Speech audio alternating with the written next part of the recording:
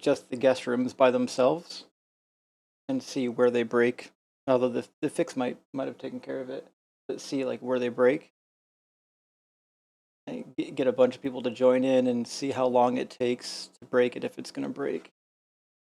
Um, since that was the part that was causing the problem. So, but unfortunately, you have to run the streams to find the problems, and that's the situation. Let me make sure the stream's up now. Cool, the stream is up,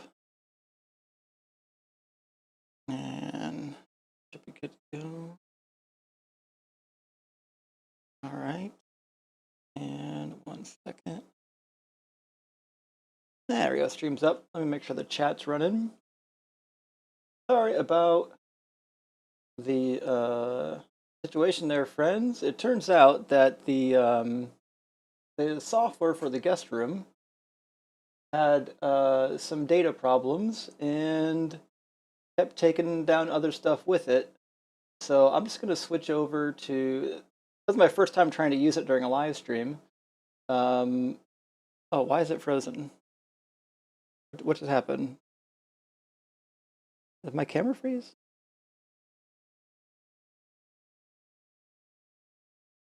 That's interesting. I re-add the camera. Oh, it doesn't re-add. Of course it doesn't re-add. Why? Why are you frozen? Why must you do this? Here in a second.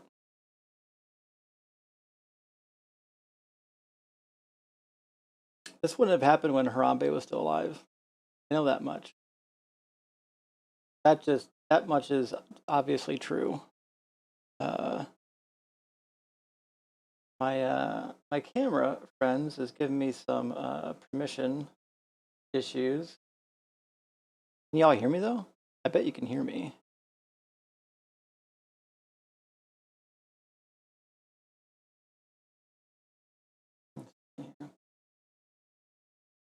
Still no camera. Yeah, I know. Sorry. I'm trying to add my something on my oh, I see.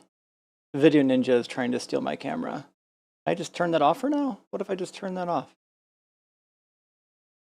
Bye, Video Ninja. We'll come back to you in a sec. Video Ninja being persistent, little bugger. Of course, now I won't let me have it. Hold on. Fuck, maybe I should just give Video Ninja my camera and import it from Video Ninja for now. A hell of a day. I did not expect to turn into hey, let's see what doesn't work on the software today. Hey Kitty, what are you doing on the desk? Come here, baby. Come here, baby. I can't see the screen. Come on. All right, Volta. Volta over here trying to break what's left. Oh goodness. Let's see. Yeah. I just took you off the desk. Come here. Off the desk. Come on. It's just you're knocking everything over. This is why we can't have nice things. Of course. Try this again. All right. Volta the Hellraiser over here breaking everything. I know, right? Give me 1 second. I gotta figure out what's stealing my camera. I expect this kind of bullshit on Windows. I don't expect this kind of shit on a Mac. Mac doesn't really care that much about permissions. You just do whatever the fuck you want on a Mac.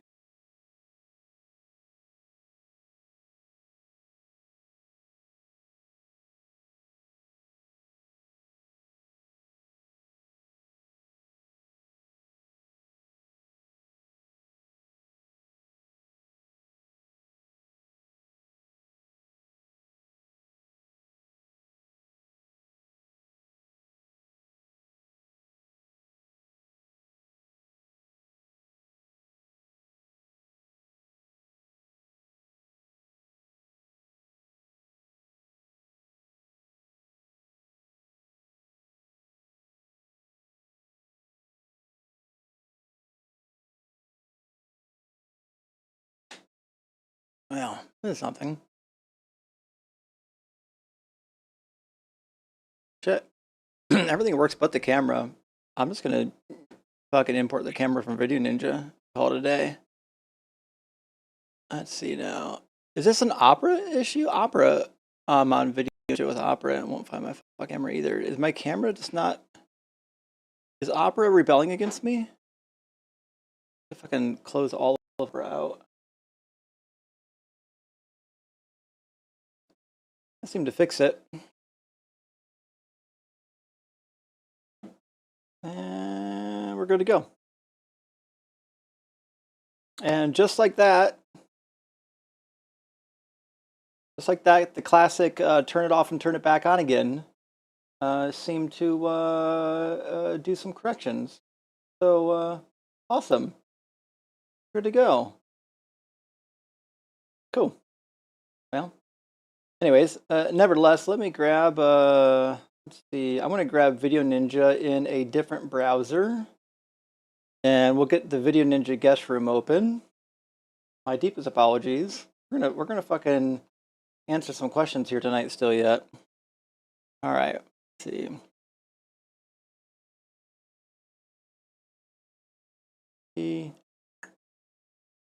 Bada bing, bada boom. Wait, what do you mean Safari can't open the page? Did I not copy the whole thing?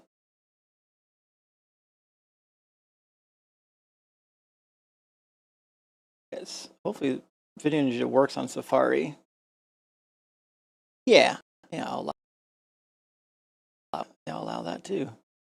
All right, Video Ninja seems to work on Safari just fine.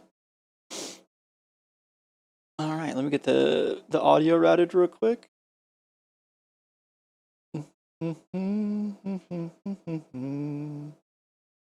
All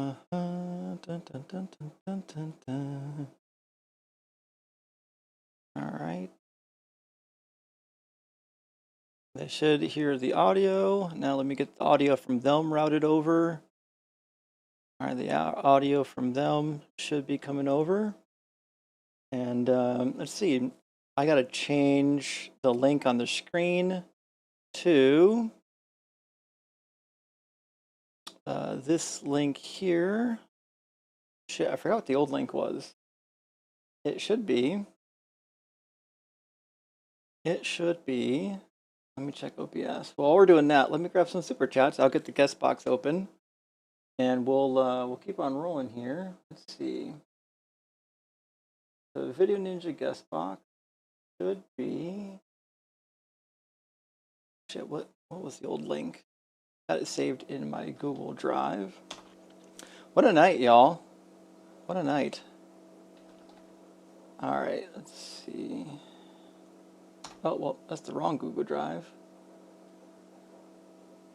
Yeah, it's me, I know. Two-factor authentication is now like three-factor. It's going to be 4-factor authentication pretty soon, actually. All right, here's my document of Video Ninja links. And the old join link was maybe, let's see, maybe this one. We'll find out. We will fucking find out. I think that's the link we want there. If not, it's fine. Yeah, that should be the link. Cool. All right, let's go to tiny.cc and change the link. I finally got on tinycc my website cleared as well. I got it whitelisted, so I can change this link to be anything I need it to be. There we go. Save the, wait, domain not allowed. Video Ninja's not allowed anymore. No way. Okay. Well, sure. I didn't, all right. I didn't know Video Ninja was needed whitelisted here. Cool.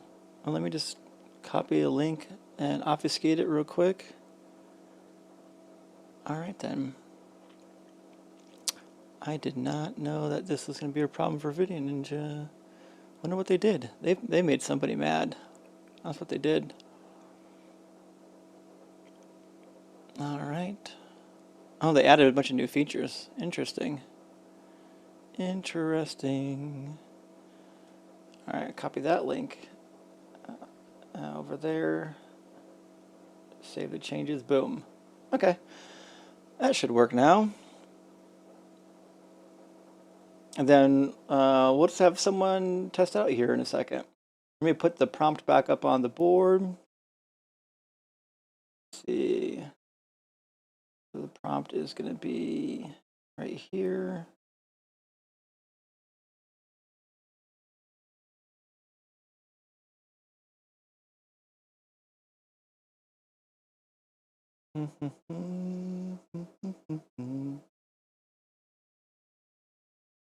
Oh, what's the prompt about there? Oh, about yay? No, there we go. And put this guy about there. Yeah, there we go. The camera back here, and the camera back here, and now we go. There we go. Cool. The link on the screen, tiny.cc/DZ live, should be good. I see somebody popping into the chat right now. Give me one moment. Although there is, let's see, where's the mute buttons in here? There we go. There was one invite link that I forgot to check. When they come in, it's really helpful if they can come in not with the audio blazing. Let's see. We do want to ask for display names. Let's see, we do want to display the names. Cool, all right. Auto select default microphone, sure. Auto select default camera. Let's see, hide screen sharing. Yeah, we do want to do that. Select an avatar, sure. Sure, disable animations, yeah. All right, let's see. Enable audio compressor, no. Equalizer, no. Setup tips, no. Let's see. Camera muted on join, no. There we go. Guest muted, guest muted. There we go. Those are all the options we want. I'm going to copy that link and put that into tiny.cc. And boom. Now we're good to go. All right. That should take care of that. Cool. And then I'm going to plug in, if you don't mind, the guest scene real quick. And we should be good to go. Oh, wrong button. Cancel. Card. Properties. Hey, how you doing? Give me just 1 second. Do you have a name?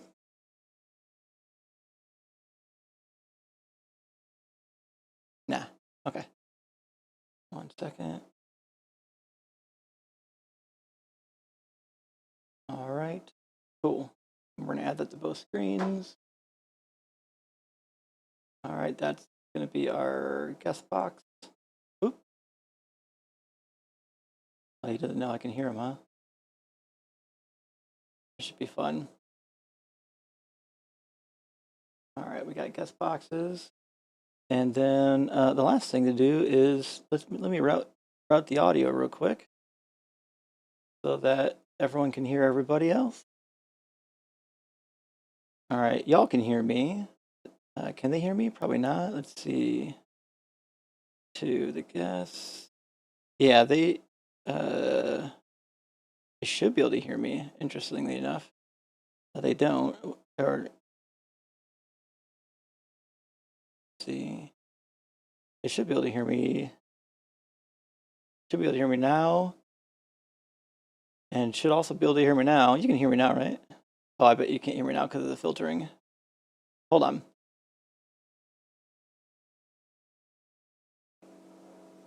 Yeah, I'm talking to you. Can you hear me?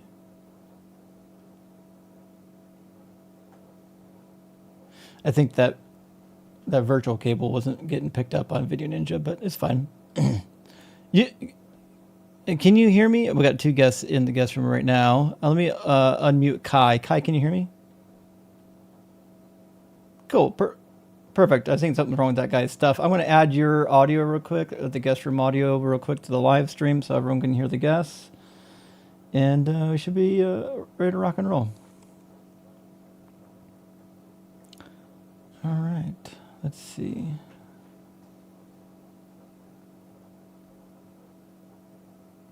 Okay. So we should be able to hear you now, Kai. We have one more second to add you to the scene, although you don't have a camera on. But Kai, say something for us and make sure everyone can hear you.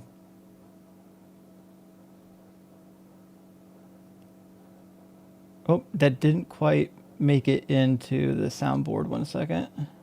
Say it one more time. Oh, interesting. It did not like your audio is not going where it's supposed to for some reason. Let me double check something.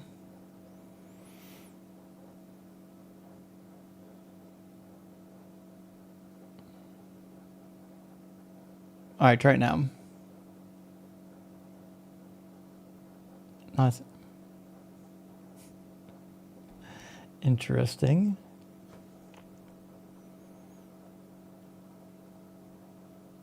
Didn't like that virtual cable. Maybe something's grabbing it. Let me get a unused virtual cable, and we'll try that real quick.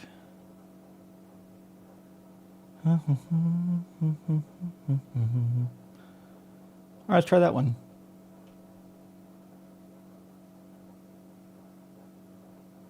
I didn't like that either. What a bummer. 1 second. There's got to be. Why is video? There's got to be a permission issue with Safari.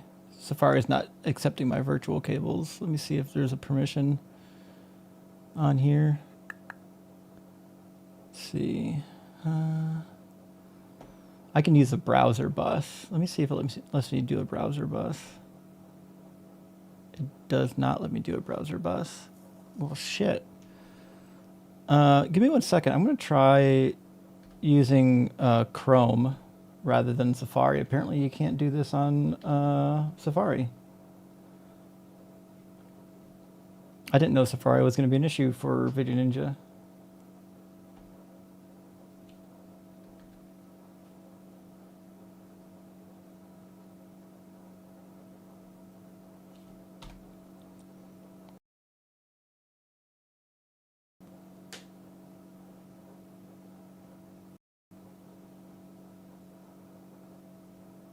Okay, I got it loaded up in Chrome. Give me a second.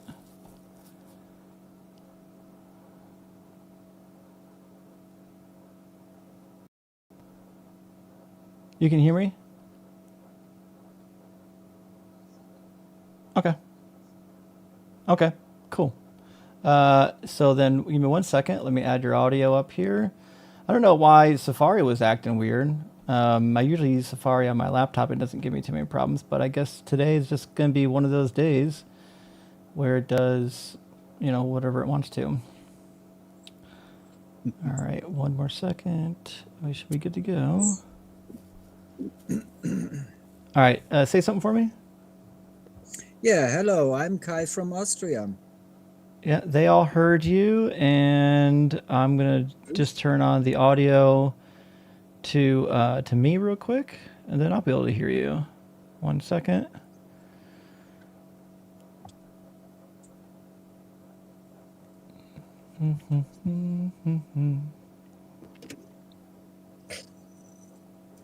So you use a fucking brain, but where's it fucking connected? Okay.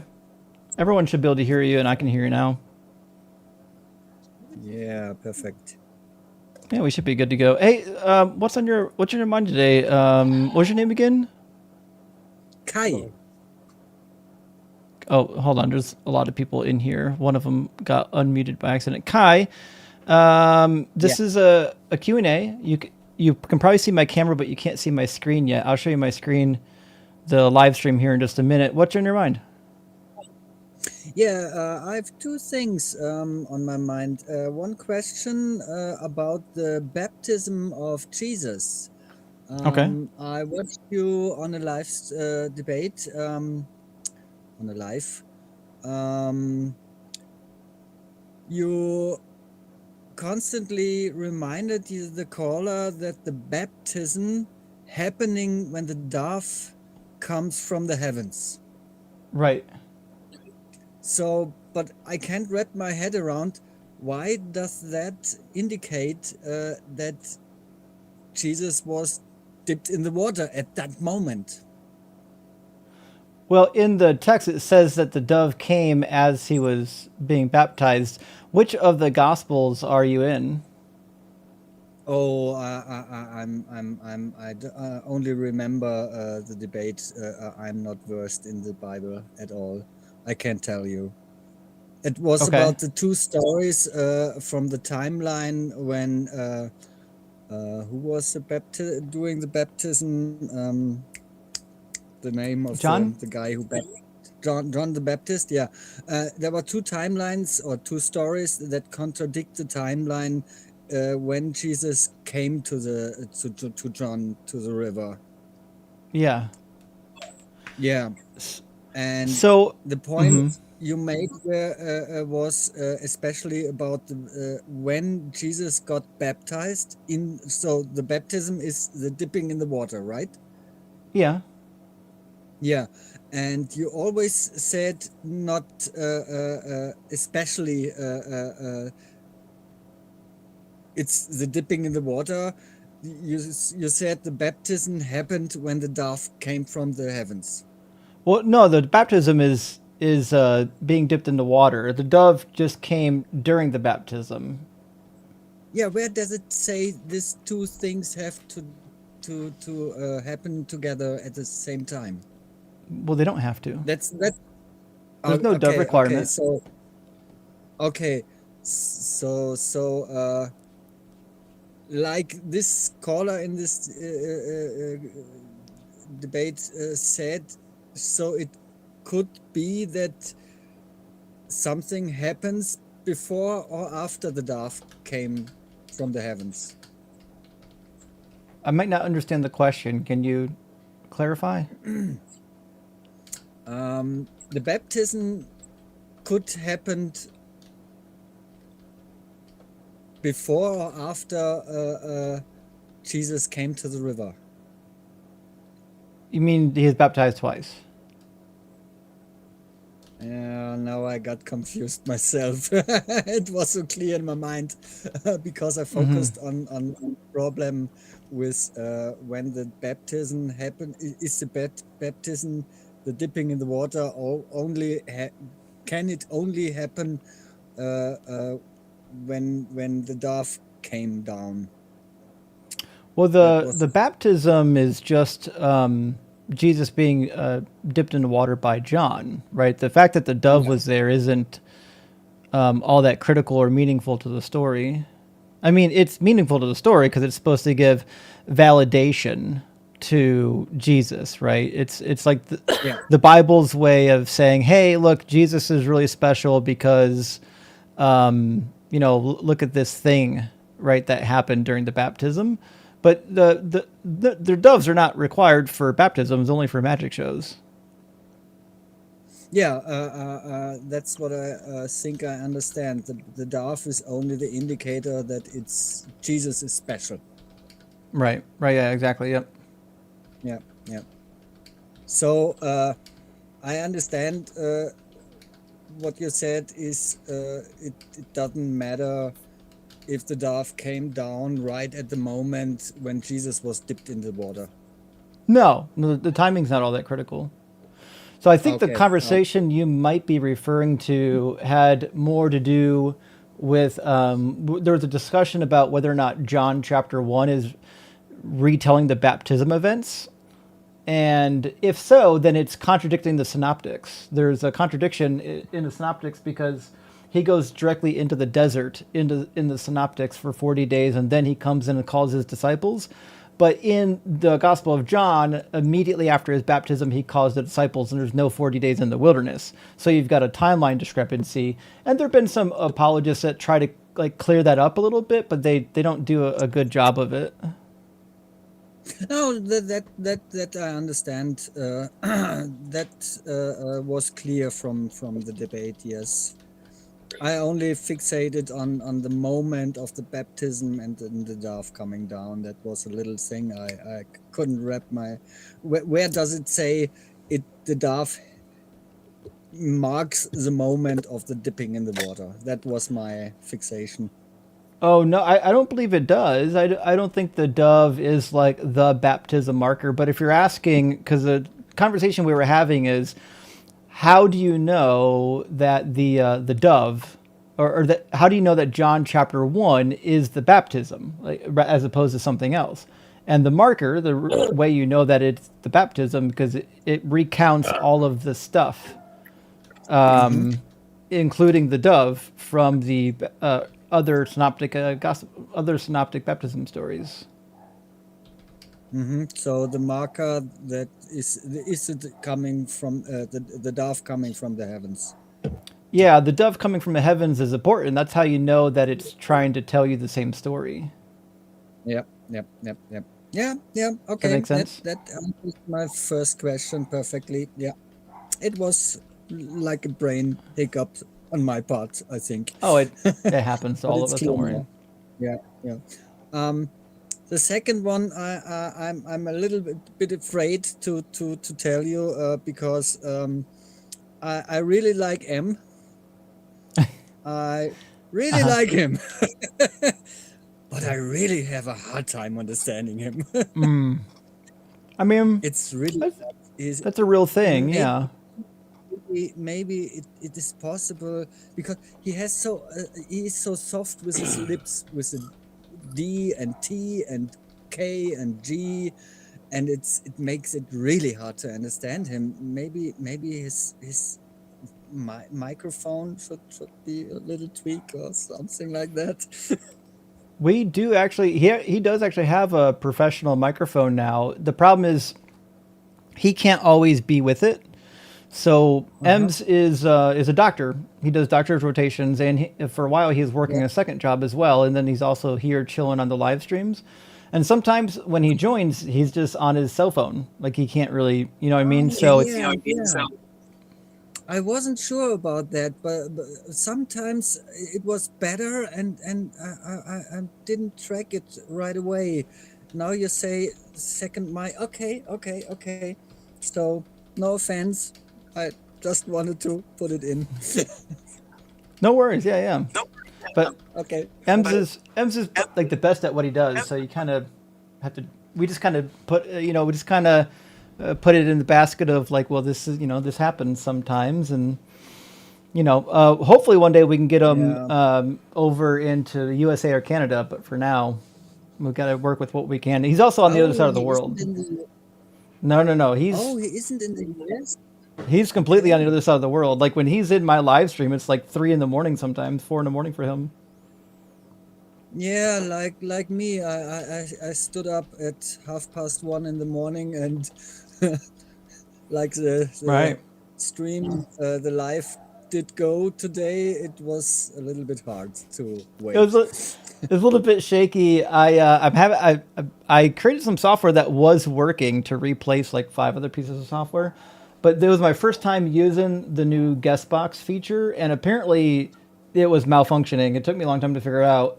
So I got everything sorted out. I'm just using Video Ninja for doing my guest box now. But yeah, unfortunately, when you're testing new software, you find the bugs in real time. And today I discovered that my guest box feature needs some more work. So I'll have to work on that tomorrow, and hopefully we'll get it up to snuff. But nevertheless, yeah, many apologies for the streams today, kind of on and off. Oh, no worries, no worries. And that explains why the guest box acted up. Yeah, I had a hard time with the guest box today. You didn't see Yeah. me at all. I was waiting the whole No, night. the guests were kind of coming in and coming out and coming in and coming out, and I was like, Mm. something's wrong. There's connection issues and whatnot. I did finally figure out what the connection issue was, but it's neither here nor there. We can fall back to Video Ninja now that we know that that was the problem. Yeah, I'm happy it's functioning, especially because I'm in the middle of the Austrian Alps in a wooden cabin on a mountain about 1,600 meters up. Oh damn, sounds Yes. nice. Oh, I have wonderful 4 months here on the mountains in the summer with my cows and in the cabin and my dog. It's wonderful. Yeah, yeah, yeah. I believe And you. I have a church, and I have a church on top on the mountain. It's called Maria Schnee, Oh, Maria Snow. Yeah, okay. it's from the, I think, 15s or 1600s, especially for built from something Maria did. I don't know. I'm an atheist, so I don't care. Oh, like like Saint Mary, like who's which Maria? Mother Mary, the Mother of Gotcha. Yeah, Jesus. that makes sense. Yeah, yeah. I I wouldn't spend too don't much know time the on that English either. word for to translate. It's a special church in the way for what it's built for, because Maria did a thing, I think a healing or preventing something, and to thank Maria, they built a church, and always every year they bring up the statute of Maria in the beginning of the year, and then end of the year. Yeah, they take it down back in the valley, and they have special mass over on 2 3 days in the summer to thank Maria for what she did or prevent. I don't know exactly. Yeah, I don't know either, but Yeah, you probably know more than I do. Well, listen, friend, I appreciate you stopping by, and I appreciate you watching the channel too. We should be thank you. having actual debate tomorrow night, so pop in tomorrow, and we'll have some more fun. Since I'm an atheist, hardcore atheist, so I don't know what I could contribute. Just watch and like and share. That's all. Oh, that I do. I watch you the last weeks through. Yeah, I appreciate that. Listen, Thank you. Kai, it's good to hear from you, and take care. Okay. Thank you. You too. Love what Cheers, you're friend. doing. Bye bye. Thank you. Oh, that's nice. All right, let me grab a couple super chats. Sorry, we got. To be clear, I did. I made a one change while we were loading new sessions so that I can always gather super chats from past live streams. So when we have days like today where things crash, I don't have to do anything weird to go and retrieve those super chats. They'll just be available to me. So we're good to go there. If you send a super chat, it is not only saved in my database, but it will automatically load to my studio. I won't have to go find it and dig it out. Text, tax? Oh, tax to church. Fucking A, yeah. Why would God bless Jacob if him and his mom lied and cheated to get the inheritance or let Isaac give it to him? So this is a pretty fair question. It comes up a lot. And the reality is God shouldn't have blessed him. So one of the issues, though, that you have to contend with in the ancient world, though, is that blessings were, while it was true that like God, the only reason why blessings come true is because God makes them come true.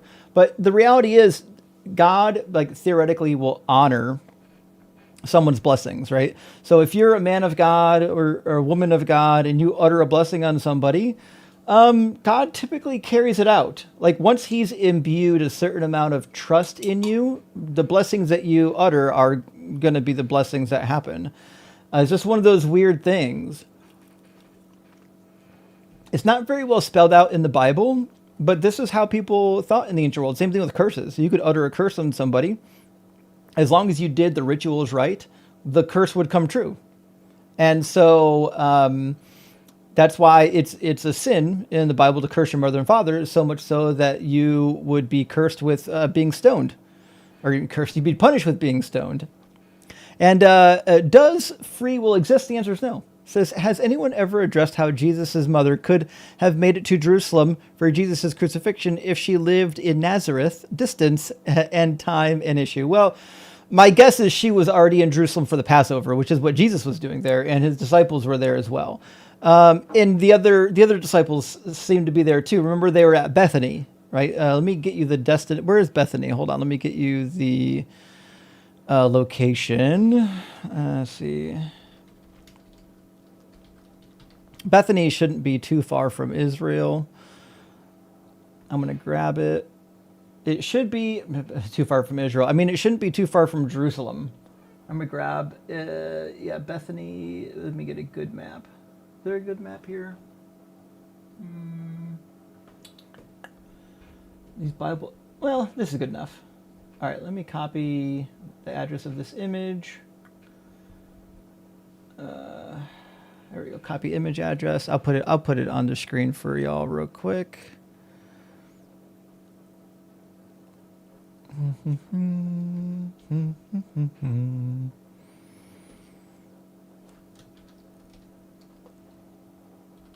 Cool. I'll put it on the other screen. There we go. Got it.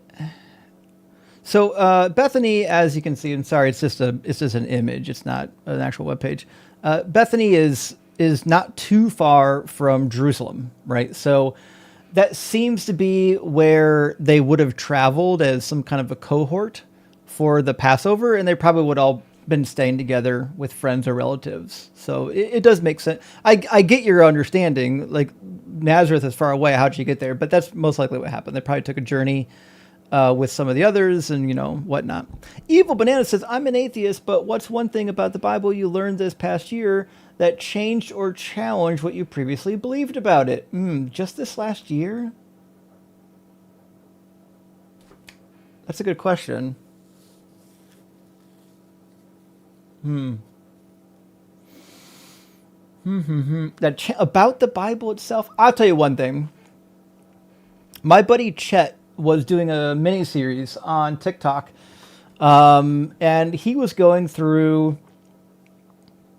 Everyone knows that there are passages in the Bible that are pre-exilic, and it's hard to know if you're a layperson, like where those are, even if you know Hebrew. But Chet did a really cool deep dive on his TikTok channel, going through some of the passages in the Hebrew Bible that are clearly post-exilic, how we know they're post-exilic, and through some of the Hebrew grammar that really helps to paint the picture. I like that one a lot. That was good because, I'm still, my opinion's not changing, but I'm still developing some of my opinion on when certain parts were written. And I believe for a long time that the Elohist source was the oldest source. And it seems like a lot of the broader academic community is now kind of feeling and believing the same way. They used to think that the Yahwist was earlier.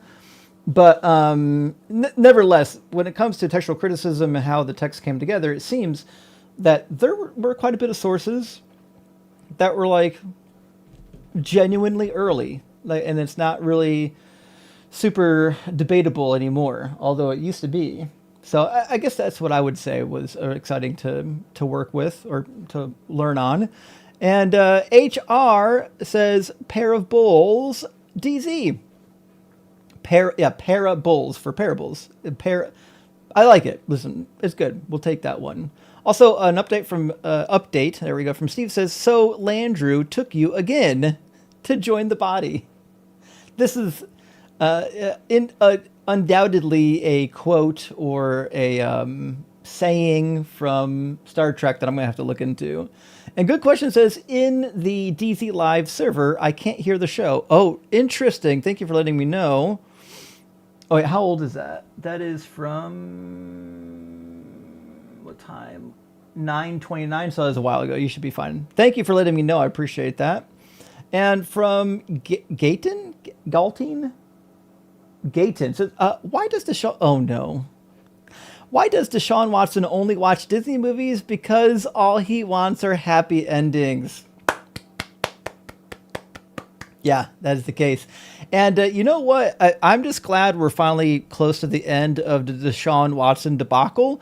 The day they made that trade, I thought it was the dumbest trade in history.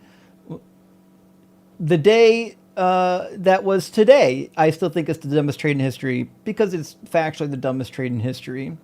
Music says, third stream of the day, praise be to Almighty Doug, our one true God. Yes, it is true that I am working through a couple kinks on the new software, and it turns out that the guest box was a huge problem.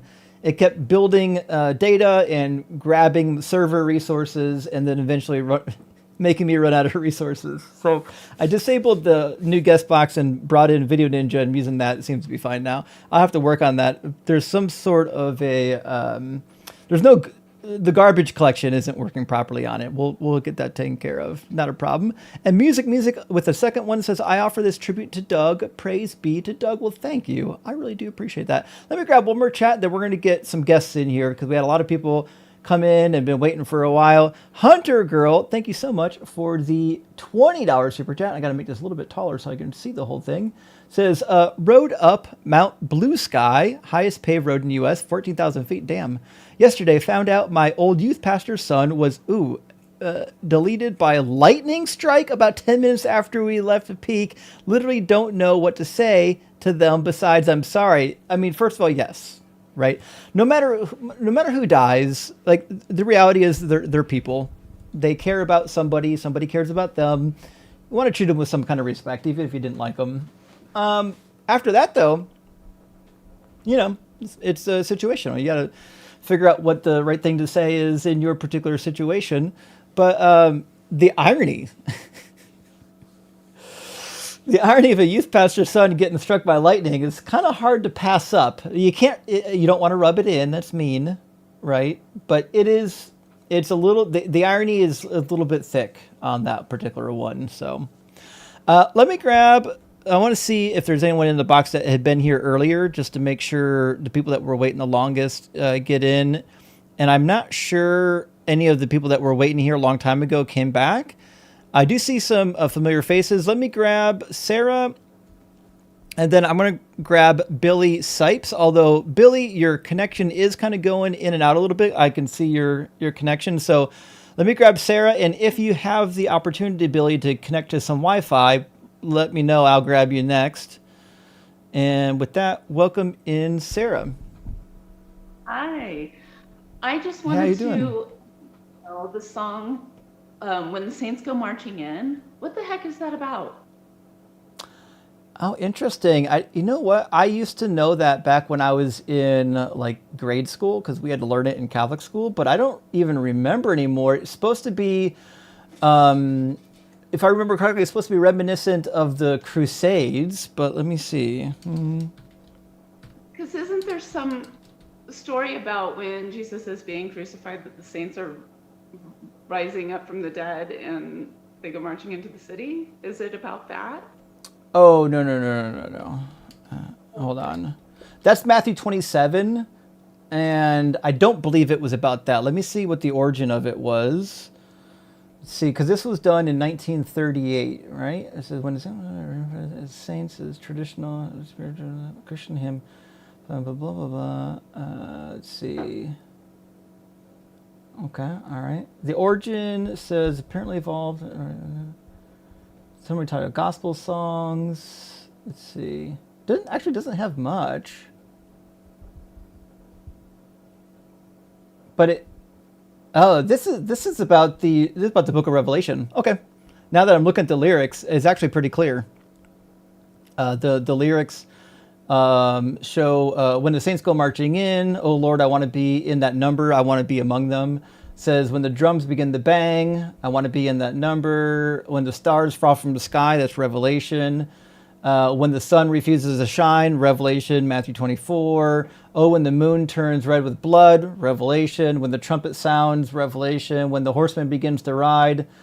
So yeah, it's this is about the saints entering the kingdom of heaven when Jesus comes back and we're at the end times, the eschatological period. Those are awfully dismal lyrics for such a jaunty song. I mean, it's not flattering. I would say that. I mean, that does sound terrifying. And I just learned about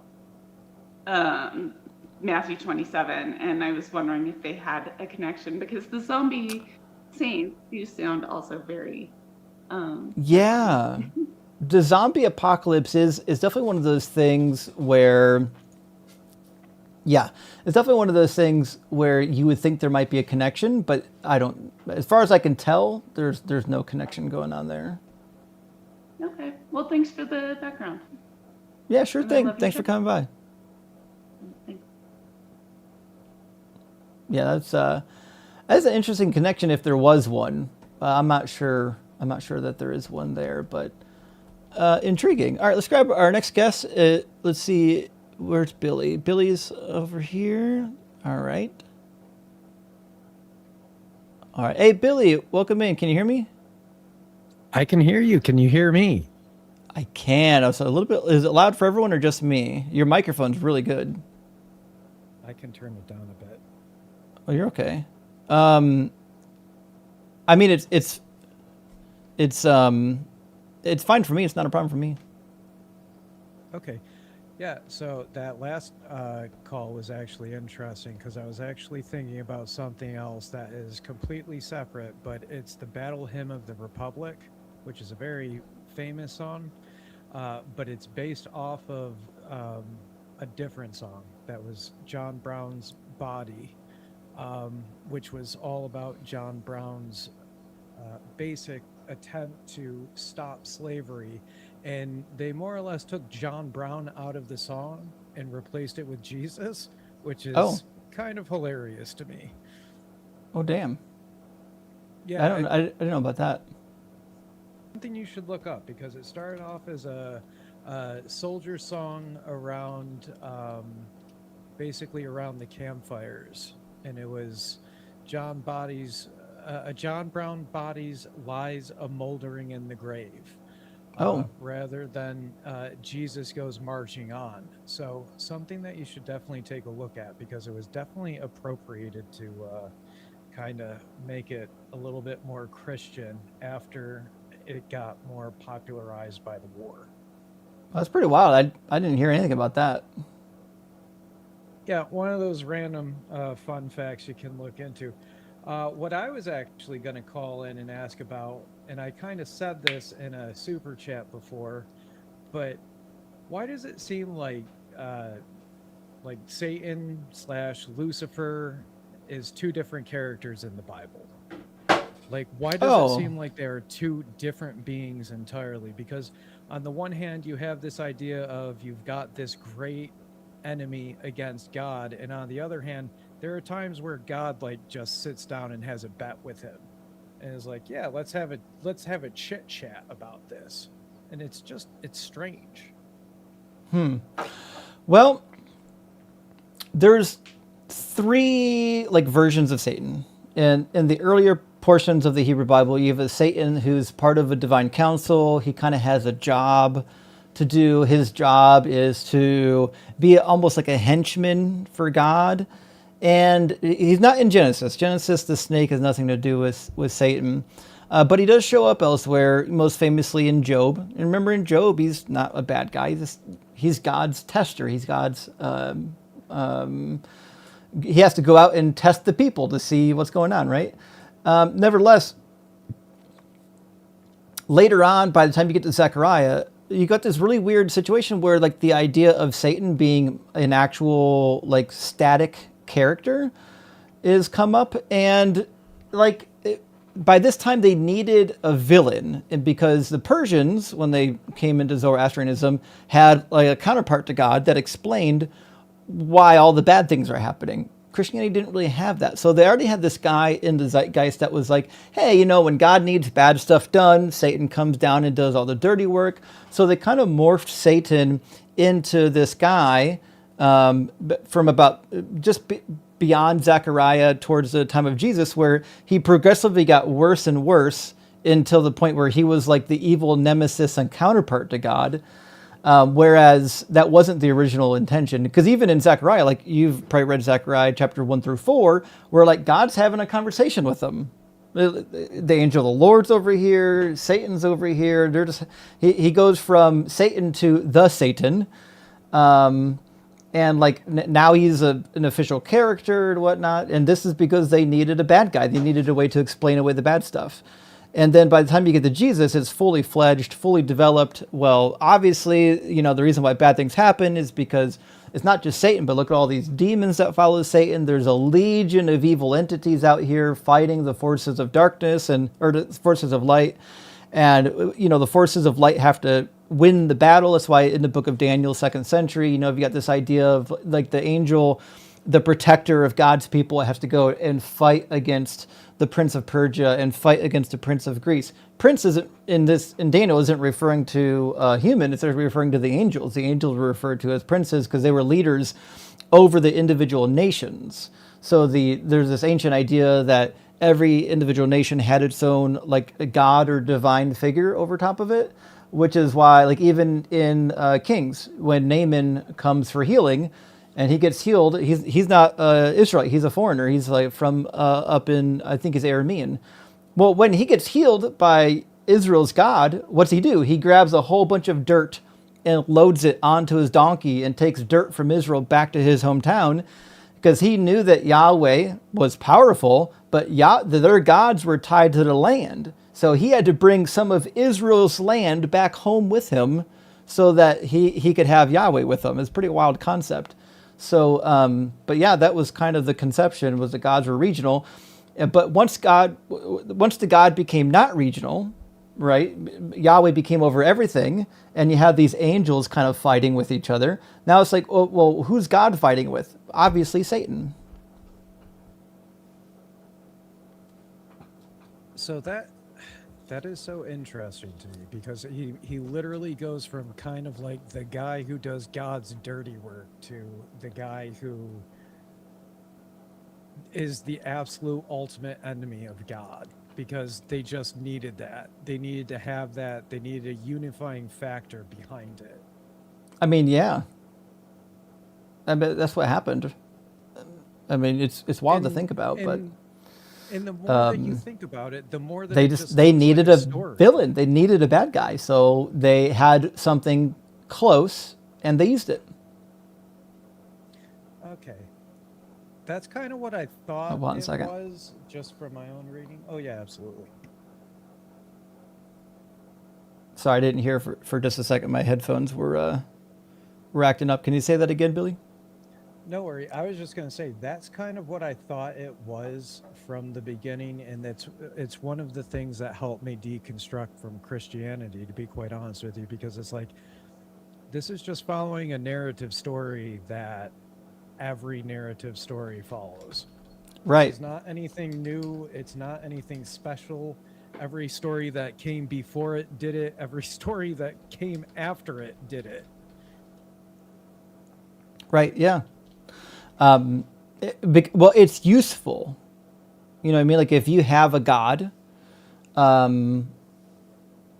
you need, and bad things are happening, you need a reason to explain it, right? That's why the problem of evil is such a powerful explanation for atheists, because if you do have a God, you're like, yes, so shouldn't all the bad stuff be fixed? Yes. Well, why aren't they? Oh, because look at this horrible guy over here, right? So you just need something. And that's why polytheism was so powerful. Polytheism fixed this issue of having an all-powerful deity that could do whatever it wanted. Because in polytheism, hey, there's a lot of divine entities, and sometimes they didn't get along. Sometimes they fought with each other.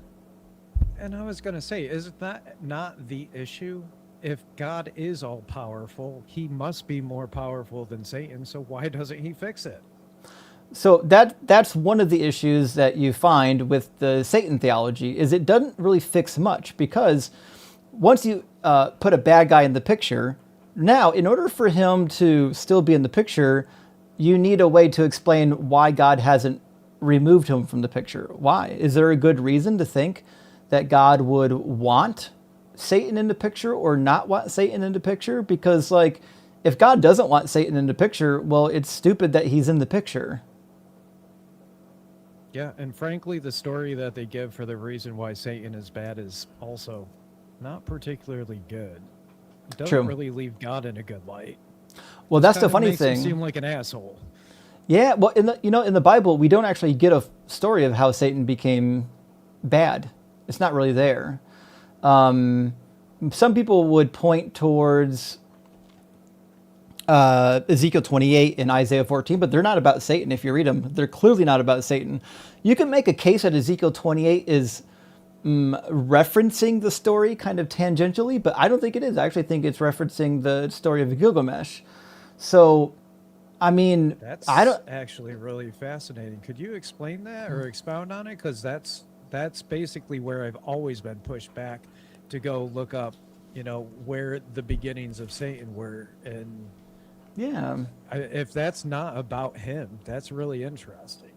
Not at all, actually. Give me a second, I'll show you. I'm going to pull open the Bible Gateway here. So, the idea that Satan is the target of Ezekiel 28, especially Isaiah 14 is even more popular, is, to me, it's like wishful thinking, because people who are reading this, they haven't studied the ancient Near East, they don't know the sources, they don't really know any of the content. But let's see, lamentation over the king of Tyre is what you want. Says, you were the signet of perfection, full of wisdom and perfect in beauty. You were in Eden, garden of God, very precious. Every precious stone was your covering: carnelian, chrysolite, moonstone, beryl, onyx, jasper, sapphire, turquoise, and emerald, and worked in gold, so on and so forth. On the day you were created, they were prepared. You were a cherub. I placed you in the holy mountain of God. You walked among the stones of fire. You were blameless in your ways. From the day, blah, blah, blah, blah, blah, blah, blah, blah, blah. Your heart was proud because of your beauty. You corrupted your wisdom for the sake of your splendor. Okay. So there's a fun stuff happening here. And the first thing you have to ask is, okay, who's being spoken to? What's the king of Tyre? Well, where was Tyre? Well, Tyre's not too far from Ugarit, northern Israel, just north of Israel, and even Lebanon. Let me get you a map real quick. Yeah, I know where Tyre is. It's that island that is just off of the Levant, right? Yeah, It's supposed to be destroyed completely and never was. Yeah, so it's north of Israel, and it's not too far from the Lebanese mountain range. Let me grab the map, though, real quick. Let's see.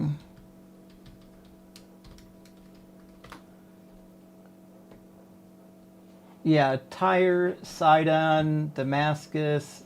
Tyre and Sidon are in Lebanon, so they're right next to the mountain range. Okay, so if you were talking to somebody in the Lebanese mountain range, and we've got some of this mountain symbology happening here, is there something we can compare this to? Because I don't think the Garden of Eden should be in here anywhere. Well, yeah, actually, it turns out there is. So if you read the Epic of Gilgamesh, there's a couple things that happen. They go to the cedar forest, which is surrounding the mountain of God. They encounter a cherub that they have to murder to get victory over it. They enter the cedar forest, and the trees and the mountains are covered in precious stones. And then, let's see, those are the only kind of things you get here. One of the characters going into the cedar forest, specifically Gilgamesh, was like in love with his own beauty and glory. But I actually think that this is not trying to paint the picture of Gilgamesh. It's painting the picture of Humbaba. Humbaba was the cherub protecting the forest, who was placed there by the god, I believe Enki, and was there to. He was placed in charge of the entire cedar forest and the mountain to protect it from other people, and he was full of himself, if you read the story of Gilgamesh. And then he gets fucked up by Enkidu and Gilgamesh. They kill him. So to me, I'm reading this, I'm saying, listen, he's talking about the downfall of the king of Tyre in very similar verbiage of what we find in the Epic of Gilgamesh. And guess what? Where is the mountain range that Gilgamesh goes to kill the cherub? Oh, it's in Lebanon. He goes to the Lebanese mountain range. So to me, I'm like, oh yeah, he's making fun of this king, using a mythology that the king would know, the Epic of Gilgamesh. Everybody knew it in the ancient Near East. So to me, it's a no-brainer. They appropriated it. Well, you could say they appropriated it, or you could say they used a story that was in the audience's understanding to make fun of somebody. So let me think of a popular story. This is not a taunt, but if I said, you got to get home before midnight, or you'll turn into a pumpkin. Oh, well, you won't turn into a pumpkin, but you know what I'm talking about. You're talking about the Cinderella movie. Yeah, no, and honestly, it was basically the same thing, right, with Dante's Inferno. Like, that was the same thing. It was very specifically about, gosh, I can't remember the Pope, but he's literally in it. and people take from Dante's Inferno what hell is supposed to be like, but Dante was not technically biblically inspired by anything, right? As far as I know, there's no claim for that. So it depends on where you are with your hell doctrine. If you're Catholic, a lot of what you believe is going to match up with Dante. But if you're not Catholic, you can get to a hell like with fire and brimstone and all that stuff similar to Dante with just the Bible. You're just not going to get to as many specific layers. There seems to be some kind of layers in hell, but they're not defined. So like Jesus says, remember, to the cities of Tyre, Sidon, that it'll be worse for you in the judgment than it will be for Sodom and Gomorrah. Like, what does that mean? Like, you mean you're going to have a worse hell? And there's other cases in the Bible where he talks about people going to hell having a worse punishment than others. Well, how could that be unless there was like different zones or levels down there? And it turns out that the Greeks had already that kind of idea. In Hades, you had different places within hell. The Elysian fields, you had the Right. You had the different places for people to go depending on how noble they had been in their lives. That's a weird thing, because isn't hell in Christian theology supposed to be the ultimate punishment, period? That's it? You go to hell, that's the ultimate punishment. So in traditional Protestant Christianity, that is kind of the thing. You go to hell and that's it. You have one of two options. You go to hell and you burn forever, or you go to hell until the judgment, and then you get annihilated. Those are the two most common views. Catholicism is a little more diverse. For example, babies that die that aren't baptized, they go to limbo. Limbo is like the most gentle outer layer of hell, where there's no fire and torment, but it's also not good. It's just limbo. That's where the term comes from. I'll give you my background. I am definitely from the Catholic faith. So you know. Going to school. Yeah, I was going to school. I was preparing for seminary. So I was preparing to go into the priesthood. And my grandmother, who just passed away not too long ago, she was one of the people who went to church every Sunday to light a candle for my grandfather, because he never went to church, and she wanted to pray to make sure that he got up to heaven, because she figured he was in limbo if somebody wasn't praying for her. Yes. Him. Yeah, and you know about purgatory too then. So those are kind of the variants, and unfortunately, like if you just take the Protestant view of hell and compare it to Dante, there's not that much crossover. Yeah, that makes sense. I mean, that makes sense. Like when I read Dante's Inferno, I was like, yeah, this seems like what hell is as it's explained to me. Right. That's interesting. And it's weird because Dante's Inferno came so much later than anything that Christ spoke about, but he's also not like it's not like Saint Dante. He wasn't canonized. I'm not sure why. Right. He's in the actual, his explanation of what he perceived hell to be is inside the actual canon of Catholic Church, but that's what I was taught as a kid. Sure. Yeah. I mean, in Catholicism as well as anyone that just because it's in Catholicism doesn't mean it's official.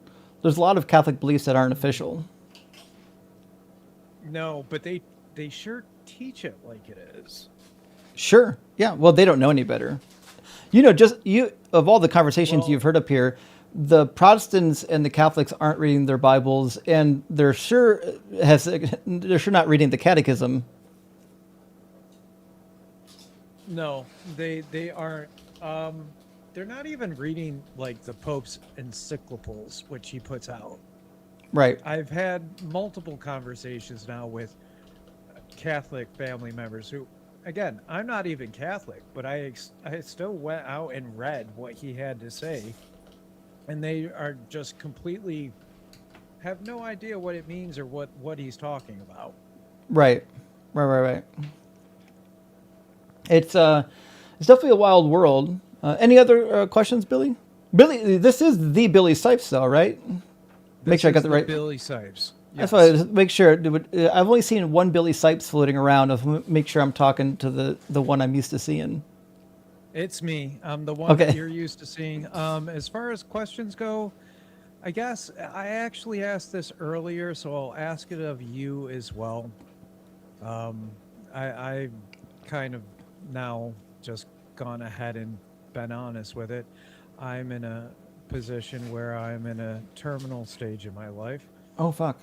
Sorry to My hear that. mother is no, it's fine. I've made my peace with it, but my mother is trying to bring me back to religion because she's very scared about it, and I understand that. Um, and I've been trying to help her with it because at the, on one side I don't agree with it, but on the other side I don't want to be hurtful to her. So, how do you go about having that kind of conversation? Hmm.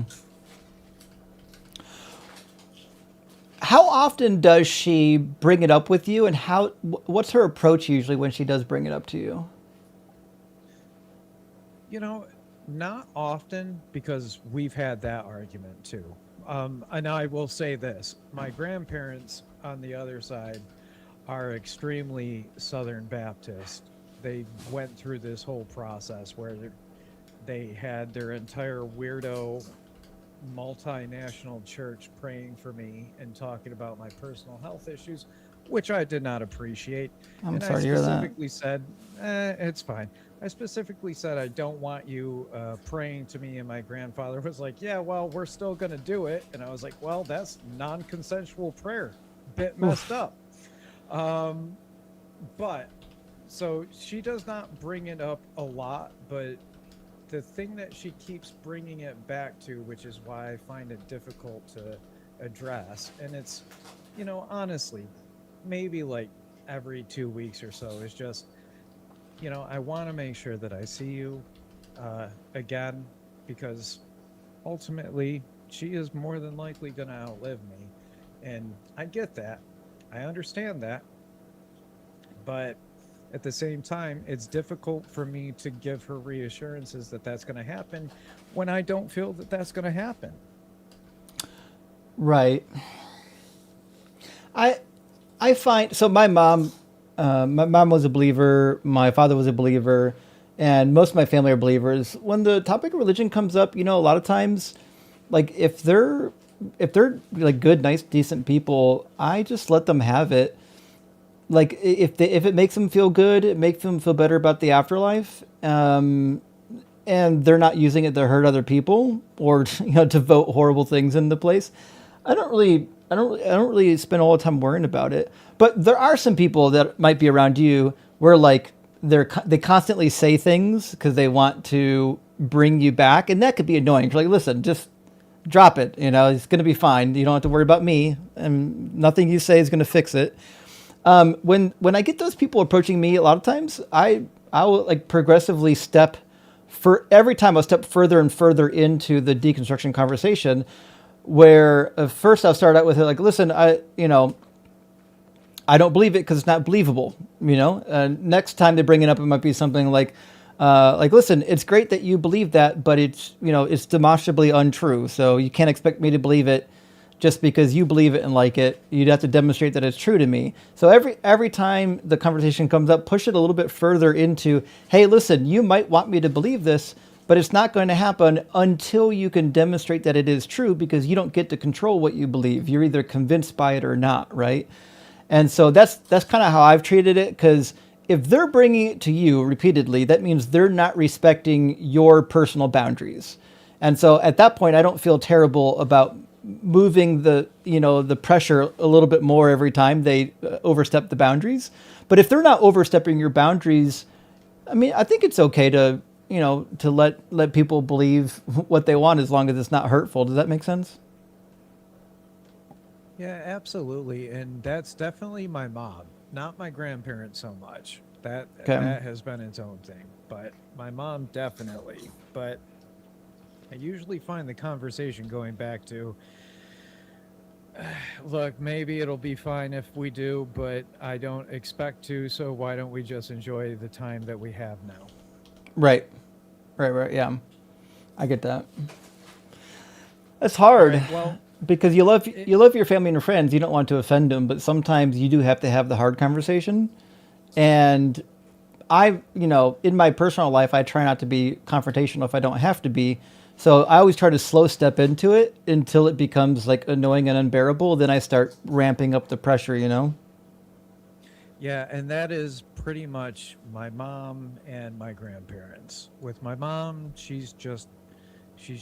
She says some things, and I'm like, okay, all right, that's fine. My grandparents, my God, they drive me up a wall, and That's tough. part of that is just because they are definitely those performative Christians where Mm, they're like, oh, we want to be really loud and out there, and no matter how many times I cite that very specific Bible verse about not being on the corner and preaching loudly, never seems to actually fix anything, but whatever, is what it is. right, right. Yeah, that's tough. Anyways, Justin, it's been awesome talking with you. I've really appreciated it. stopping I in, wanted buddy. to talk with you for a while. Yeah, absolutely, and I'm very glad we had a chance to. I'm going to let you go so you can have some more interesting conversations, but I will be listening. Hey, thanks, Billy. I appreciate you being here, and I'll should have a Q&A in a couple of weeks. If you want to pop in with some questions, come on by. It should be like at the beginning of September or the end of probably the last week of August. Okay, that sounds great. All right, take care, buddy. You too. Bye-bye. I've seen Billy. Billy's been around the community for a bit. I've seen him around a lot. It was good to get to hear his voice. It's always good to, well, maybe put a face to him too. Always good to put a voice and a face to somebody that you've seen around quite a bit. Let me grab just a couple of super chats, friends. We'll get our next guest loaded up here. Babs in the house tonight. Babs, thank you for the super chat. Is Genesis 7, 1 through 3 inserted? No, that's a tough one, actually. I guess by inserted, you mean, well, you can't be asking if it's original. Because none of it's original. I think what you mean to say is in the flood story, is that section part of the original story as we have it here? And the real answer is no, right? So Genesis 7, 1 through 3, I got a spreadsheet here, I'll show you, is mixed up of two different sources. It's a mixture of the Yahweh source and the Elohist source. And I've got a division that I made a while ago. Let me grab it real quick. Here we go. I got a spreadsheet for the documentary hypothesis. And I've specifically got the Noah story broken out into sources. All right.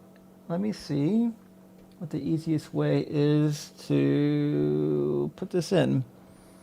I'm going to add a window source real quick. Let's see. Program capture maybe is what I'm looking for. We'll grab that guy right there. Oh, that's huge. That's okay. We'll take care of that in a minute. Okay. There's one, and there's the other. Okay, so what you'll find is the two sources are basically the same story of Noah merged into one. And Genesis 7, 1 through 3, as you mentioned, are actually part of a unit. They go all the way to verse 12.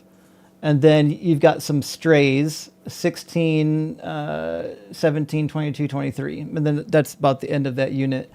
So that's the Yahweh source. Now, the source from the north, this document I've got listed as the priestly source, but the priestly source was from the north. It certainly could have been, a late stage Yahwistic edit.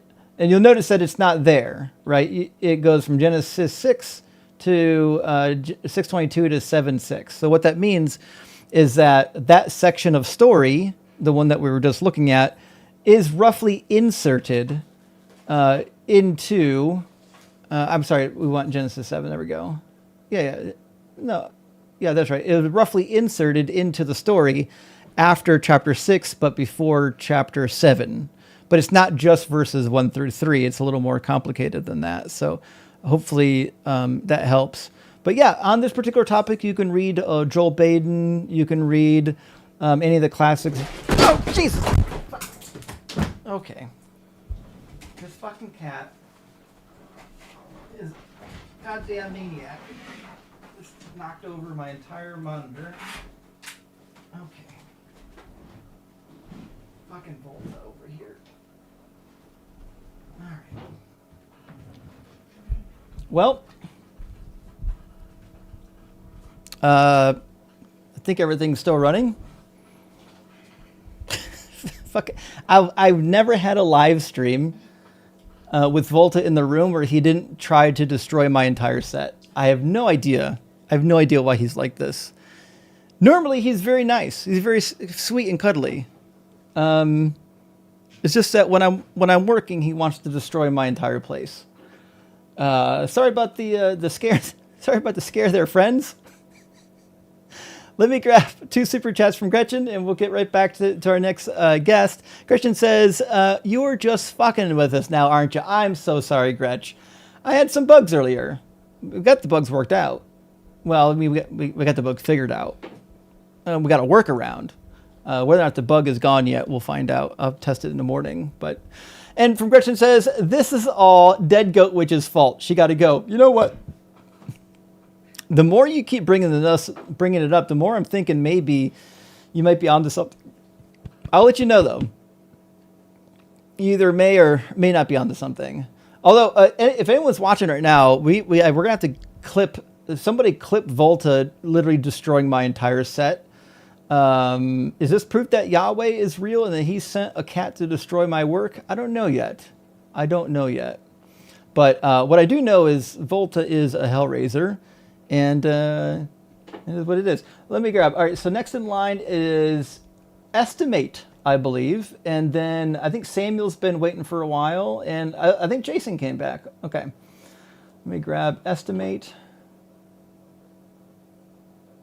All right, bada bing, bada boom. Welcome in Estimate. Can you hear me? Yeah, can you hear me? Yeah, I can hear you. Okay. Excellent. It's late for me. I'm in Ohio as well. I'm about to go to bed, but quick question. So, in Numbers 31:25, when he's distributing the war spoils, Yeah. what happens to what's the fate of the virgins that are distributed for the Lord's tribute to Eleazar? Are they executed? Are they enslaved? Are they? I think most views would be that they were sacrificed, or they were. Sacrifice isn't the best word for it. Let's say they were devoted to destruction. I'll show you what I'm talking about here. So there's this interesting thing that they would do is called harem killing in the ancient world, where the general idea is that, like, hey, listen, some people, God just needs you to kill them. Like, they just got to go. This type of warfare is usually called harem. And in a lot of Bible translations, they'll say devoted to destruction. So, for example, in Leviticus 27, says, "Nothing that a person owns that has been devoted to destruction for the Lord, be it human or animal, or inherited landholding, may be sold or redeemed. Every devoted thing is most holy to the Lord. No human beings who have been devoted to destruction can be ransomed. They shall be put to death." So then you might be asking yourself, this is odd. What's going on here? Well, the reason why you might devote something to destruction is because they've been completely defiled, and God saw fit to wipe the defilement completely off the earth. And that's why you would see, like in Numbers, remember, where God wanted everything to be wiped out. That's why Moses was mad that some of the women and children were left over, because they were supposed to wipe everything out. So that was kind of the idea. Now, what they decided, though, is that they can keep the virgin girls, because theoretically they're not defiled, and they're not adults. So the question is, what would happen to the ones that were given to the temple for the service? Well, most likely they would have been devoted to destruction like everybody else. There is a small case to be made that they would have been used in service, and that's not out of the question. The reason why I don't lean that direction, why I lean towards the harem direction, is because there were 30,000 of them. I don't know what 15,000 of them were going to be. They got divided between the warriors and the rest of Israel, 15,000 each. And then let me see how many went to the actual temple. Let's see. 1 out of 50. Right, it's a lot. It's a lot. Yeah. So it So would says. that be the same? Yeah. Same for the Levite, the ones that were dedicated to the Levites. Would that have been the same fate? Well, I think that's the same people group, right? It says half share. The portion of those who had gone out to war was in number 33. I'm sorry, 300. No way, 337,500. Oh, these are sheep. Sorry, let me get to the humans. The persons were 16,000, of which the Lord's tribute was 32 persons. Oh, that's actually not bad based on the distribution system. So perhaps 32 of them ended up going to serve in the temple, but they also could have been just given as tribute because the next verse says, Moses gave the tribute, the offering for the Lord to Eleazar the priest, as the Lord commanded. Well, an offering is not typically, living. Like they usually, they'll kill that, you know? Same with the donkeys and the other animals. They're not staying alive. They're getting burnt. So then, yeah, 47, it said from the Israelites half, Moses selected 1 out of every 50 to give to the Levites who are responsible for the care of the Lord's tabernacle. That reads more like they were maybe servants, or Well, I just that wasn't sure is if they kept concubines, like if Eleazar would have had concubines. Oh, I mean, yeah, the Levites had concubines. So if you go to Judges 18 to 19 and 20 and whatnot, you'll find a story of a Levite who had a concubine. In fact, that's one of the reasons why we know that the women that were distributed to the soldiers became war brides, because in that narrative, they do the exact same thing. They go to war specifically with the intent to murder everybody except for the virgin children so that they can turn them into brides. So when it says tribute, it's most likely sacrifice. Otherwise, but otherwise they would have probably been distributed as war brides. It sounds like. Or the warriors. Yes. Yeah, and some of them were given to the service of the Levites. What the Levites did with them is not certain. It seems like they would have used them, but possibly not for temple service because they're foreigners. But not all of them probably became war brides. I would say just most of them, unfortunately. Okay, yeah, very disturbing, no doubt. It really is. But you got to remember, at the time period when this was written, and in the culture that this was written, this would have appeared to be normal. That's why it's in the Bible, and like the ancient authors didn't think anything about it. You know? Yeah, it's a long list of disturbing things for sure. Well, yeah, thank you for that. I appreciate your clarifying that for me, and thank you for everything you do. Appreciate you a lot, and I'll let you get on to the next. Thank you. Hey, thank you. Appreciate it, buddy. Take care. Numbers 31 is one of those passages. It's just hard to stomach, and it's weird that Christians defend it, given the fact that it's so horrific. Let's get Samuel in here. Welcome in, Samuel. Can you hear me? I can hear you. Can you hear me? Yeah, I can hear you. Yeah. Amazing. Firstly, it's amazing talking to you. You helped me a lot on my deconstruction journey. I've been listening to you for months, and it's amazing. I listen to the line a lot. It's fantastic. I would love to pick your brain very specifically. I used to be Jewish. I was raised that way. I went to an Episcopalian high school and learned a lot of differences that I learned in Judaism. And then I went to college and just like meditated a lot, called it spirituality, but I didn't know anything. I'm completely deconstructed from the idea of faith. And I'm just wondering, like, what do you put your attention in regards to like forces of the universe, like the law of attachment or karma, or like the idea of a balance? I just don't have any like idea to demonstrate any of those things, but I want to think something is there, you know? I just don't really know what to think about anymore. I understand the desire for there to, to want something to be there, but unfortunately, I don't think that there is. My personal opinion is if there is something out there, it's not a god, whatever that thing is. It could be, I don't know. It could be that spirits are real, but at that point, spirits would just be like a normal part of nature. It wouldn't be something like interesting or special. So it's, I don't know. It is tough, but to be quite, frank with you, I think it's the end. Once you breathe your last breath, like you're done. It's curtains. It's a terrible thing to think, but it seems to be the only way to see it. That seems to be the case. I do agree with you. I don't think there is anything at the end. It's just like, when you're kind of like tuned in, when there's like a sync and you feel like things are kind of happening for you. I know that these feelings are non-demonstrative. It's just like, obviously karma isn't a thing you can talk to and whatever, but even the law of attraction, the law of like least effort, all of these things, like I feel like people get to say them all the time. I don't know if they exist. Like, are those anything that you put your attention on, like the law of least effort or the law of detachment? No, I don't at all. In fact, I don't even know what the law of least effort is. What is that?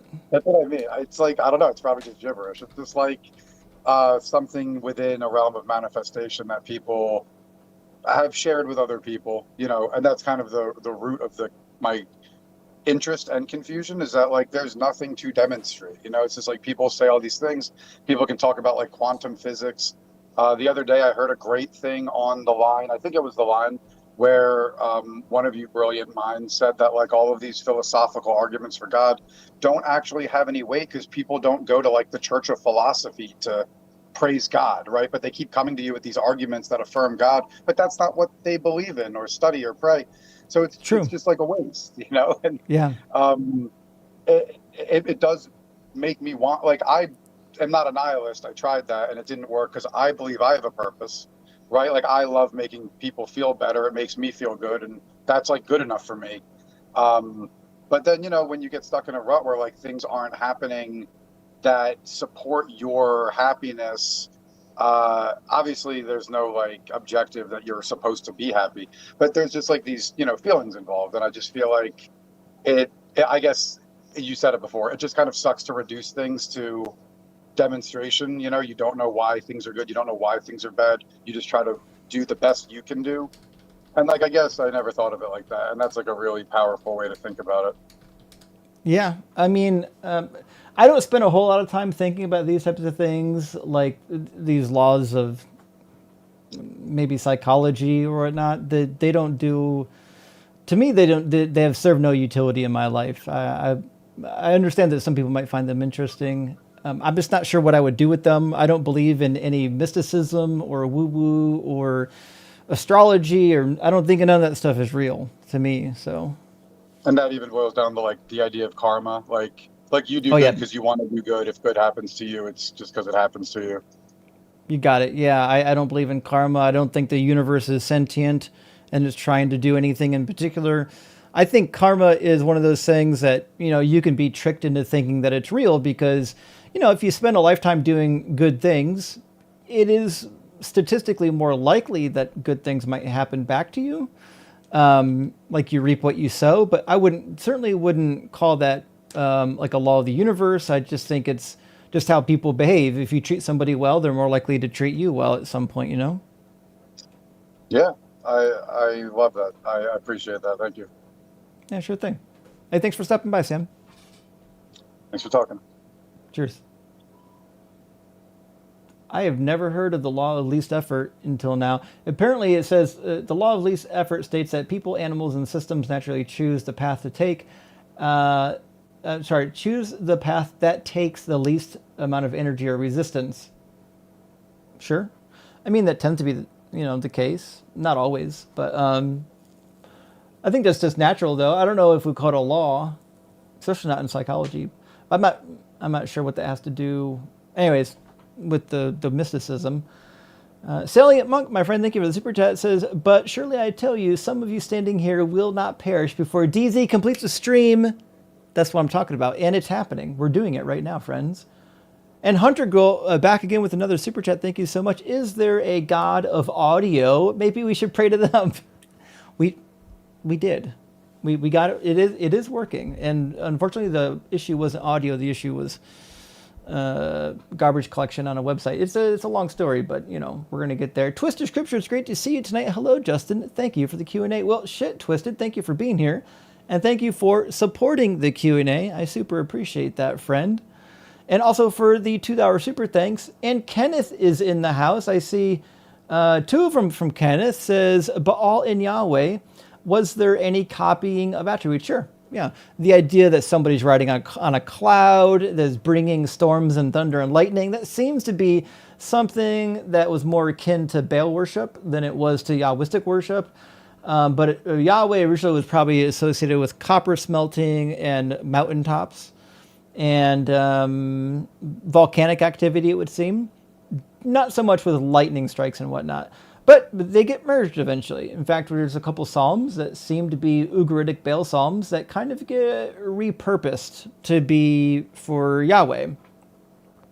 Also from Kenneth says, Volta is an agent of Yahweh, Hasatan himself. Yes, it's true. Volta was obviously sent by the Dark Lord, who I thought was my friend until now, and I'm starting to have second thoughts on that. So... let's bring Jason back here, and we'll see what we got going on. Welcome back, Jason. Hey, long time no see. Yeah, how you doing, bud? Good. You really have some audio gremlins, dude. Well, it turned out audio was a symptom as opposed to the issue. I created a replica of Video Ninja to bring guests in and out of my new studio, and unfortunately, the way that it handles connections and reconnections when people's connections drop out turned out to be really bad, and it was consuming all of my server resources, and it took me a while to figure out that that's why my server kept crashing. But we're okay now. I just switched over to Video Ninja for the guest room, and we'll use that for maybe a couple days till I get the garbage collection worked out on the other one. So where did we leave off? We were talking about some stuff in the servant songs, but I wanted to go over some other stuff kind of quickly because it's like already 11:30. But yeah. Either way, do you have firstly any good stuff on like whether it be like just a paper or a book or something out there on just how work in the ancient Near East? I was talking to someone the other day about the prophecies all over Isaiah where you have names that are pretty clearly theophoric names, but because it either included like all of the tetragrammaton in it, or the name was like, instead of like Yahweh is my righteousness, or like he was making the same argument for Isaiah 7:14, that because his name is Emmanuel, like Yahweh with us, or like El is with us, rather than like El will be with us. Like there's some weird semantic thing to where it's suggesting the people of these prophecies actually has identity with Yahweh. And I didn't really think any of that was true at all, but it's not like I had anything to cite towards them. You know what I mean? Yeah, so there's an interesting that happens in Isaiah 9. Or you're in Isaiah 7, I'm sorry. In Isaiah 7... There was a lot of theophoric names all over the place he was going to point towards it. There's a lot. Okay, so theophoric names are not supposed to be pointing typically at the person themselves, but typically at the deity. So, for example, if your name is something like Hezekiah, would mean like, Yahweh is strength, The theophoric name is supposed to be a commentary on the god that the person worships, then not so much the god itself. That's why you find theophoric names for like Egyptian pharaohs a lot that describe the pharaoh. It seems like it's describing the pharaoh as though it's a god, even though it's actually not. It's describing the god of the pharaoh because it's supposed to be giving tribute to the god itself. And we find a bunch of these, like, I don't know, enthronement prophecies that are theophoric in the ancient Near East, where when somebody comes of age or somebody comes to the coronation, they're given a series of 4 or 5 different names, and those names are theophoric in nature, describing that the particular god that is protecting them, the god that they follow. It's not supposed to be about the person themselves. But on Isaiah 7, I don't even know if you could say the names in Isaiah 7 and 8 are theophoric, and that is true. I actually think that they're second names, and I think they're prophetic more than theophoric, meaning the name given to the children are supposed to be prophecies, not necessarily commentaries on the God. Does that make sense? Yeah, that makes sense. The guy I was specifically talking to was pointing between like the distinctions of like the name of the Messiah and what Jerusalem's going to be renamed to in like Jeremiah 22 and 32, where it's like I forget the exact phrasing. It was something like Lord is righteous, something like that. And he said, well, look at like the name Zedekiah, because that's like Yahweh is my righteousness, instead of like apparently in the Hebrew, when you go to Jeremiah 22 and 32, you have not like Yahweh is my righteousness, but like Yahweh, like you have something that indicates somehow that the person with this name is supposed to be Yahweh rather than reflecting Yahweh. Yeah, so Zedekiah is something akin to like the Lord is our righteousness. Mm-hmm. And you're right. The goal of theophoric names is not to describe the individual as God itself. It's a description of the God that they serve. They're very abundant in the ancient world, which is why it's weird to me that when you get to something like Isaiah 9, you get like Wonderful Counselor, Mighty God, Prince of Peace, and things like that. People are like, oh, this means that the person is a god. No, actually, that's not the case. It doesn't mean that the person's a god. Like we find the identical same terminologies of other kings from other regions in the ancient Near East. It didn't mean that they were gods either. It just meant that they had theophoric names, or sometimes they were like Gilgamesh, where they depicted the king as being, I don't know, like an actor, like a divine agent that acts on behalf of the god, if that makes sense. Mm-hmm. Do you think that because a lot of the times everybody points to like the Egyptian theophoric names, that's like the go-to, like in I got the Zondervan World Biblical Commentary series that you recommended. In there, it says the exact same thing. I know like McClellan, he'll point a lot of the time to like Egyptian enthronement prophecies that you're talking about, where they have theophoric names. But a critique of that I saw is that like did Egyptians at that time not think that the pharaoh was like divinized in a sense, actually are pointing to the fact that they're somewhat of the divine sense? Okay, so that brings up a good point, and the answer is technically not so much. So this is more of an older viewpoint, the idea that the pharaoh is necessarily a god. It's more like they're acting on behalf of the gods. And believe it or not, on this particular point, and the reason why the Egyptian theophoric names are so popular in the literature is because we have more of them. We don't just have more of them, we have more of them in the same context that we see in the Bible, the way that they're being used. Mm-hmm. So that's why it's not that they were more popular there, it's just that those were the texts that survived the test of time. But believe it or not, in the book that I was actually opening it right now, in the book that I'm writing on the prophecies, I actually did quite a few of them on this particular topic. Let me see if I can remember some of the ones that you'll want to look up. Unfortunately, the bulk of them are going to be Egyptian, but it should give you a pretty good idea of what I'm talking about. Let's see. All right, Matthew, Isaiah 9, one more chapter. Let's see. Oh, did I go too far? It's seen a great light. Let's see, where did I hide Isaiah 9 in here? I did it in order with the order that they come up in the New Testaments, not the order that they show up in the Old Testament. So I have to, let me find this one.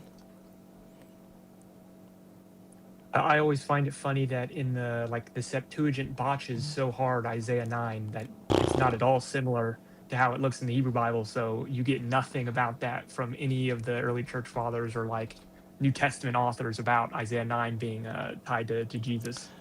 You can absolutely see why the New Testament didn't quote it, because they were reading from the Greek, and the Greek doesn't sound anything like the Hebrew at all. Okay, so here's this should be the chapter I was looking for. Yeah, Isaiah 9, 1 through 2. I go all the way down through it. And here are some of the texts that you might want to look into for references. Let's see. There's one called the Prophecy of Nefertiti. And this is I was comparing some of these old prophecies and whatnot to the names given, the theophoric names given in Isaiah, just to kind of give you an idea of how they were used in the ancient world. So, for example, this is a prophecy. It says, a king will come belonging to the south, a many, the triumphant his name. So it's saying the name of this person is triumphant. He is the son of a woman of the land of Nubia. He is born in Upper Egypt. He will take the crown. He will wear the red crown and unite the two mighty ones. So the two different crowns. He will satisfy the two lords with what they desire. The encircler of the May, my brother, rejoice on that day. Let's see, there's some names I can't pronounce. These are names of gods. So it says, May Semigi and Saskuka grant my brother a great blessing, exquisite joy. May they bless him, and may you, my brother, may you live forever. And this was, I stole this one from the Amarna tablets. This is something else. I must have read the wrong paragraph here. Oh, no, I'm sorry. I got the page split. I read down instead of over. Sorry, the rest of it should be the circler of the fields will be in his grab, blah, blah, blah. Rejoice, you people of the time. The Son of Man will take his name will make his name forever and ever, meaning the name of a person, right? And so this is interesting. The prophecy of Nefertiti is saying that there's a man whose name is going to live on forever and ever, which turns out to be a revolving theme in the ancient Near East, referring to different kings, that they're going to live forever and ever, and that a particular God has established them. And so, for example, in the Amarna letters, what I accidentally just read partially, it says, may the gods bless him, and you, my brother, live forever. Well, obviously, they're not going to live forever. That's preposterous. And there's a bunch more in here. Let's see. I got them all listed, but without reading through the whole chapter, I'm not sure I can get them all for you. But let's see. In the biographical text from Tutmos III, there's another inscription. Let's see. There's an Akkadian letter where it says, man, so many of these words are broken. Just talking about their descendants living forever. Yeah, there's a bunch of references here. It looks like they're not organized well for listing them. Unfortunately, it's because it's a book. But when I get the book finished, you'll see I've listed a bunch of references in here from the literature, full of theophoric names, what they mean, why they exist, and the way that they're used within the literature of the time period. And it should be helpful. I probably should do a tab on the cheat sheet eventually, listing a bunch of the texts so that we can use it as a quick reference rather than trying to read through a whole chapter on speed read. But yeah, I mean, obviously, you know as well as I do, the theophoric names used in Isaiah were common. They have nothing to do with a God-man, Elohim, or not Elohim, Emmanuel is a reference to God being with his people during the war, not a reference to that little boy being a god. But these are the types of like weird things you have to do as a Christian, because if the Hebrew Bible doesn't say anything about your Messiah, you have to find it somewhere, right? Yeah, yeah, I agree. What do you think about? And it's interesting. I never heard this apologetic really until recently, but in Isaiah, at the start of the like oracle to Ahaz in Isaiah 7, you have the switch from Isaiah addressing Ahaz directly, then to now he's addressing the listen, hero house of David, and I feel like it's a huge logical leap.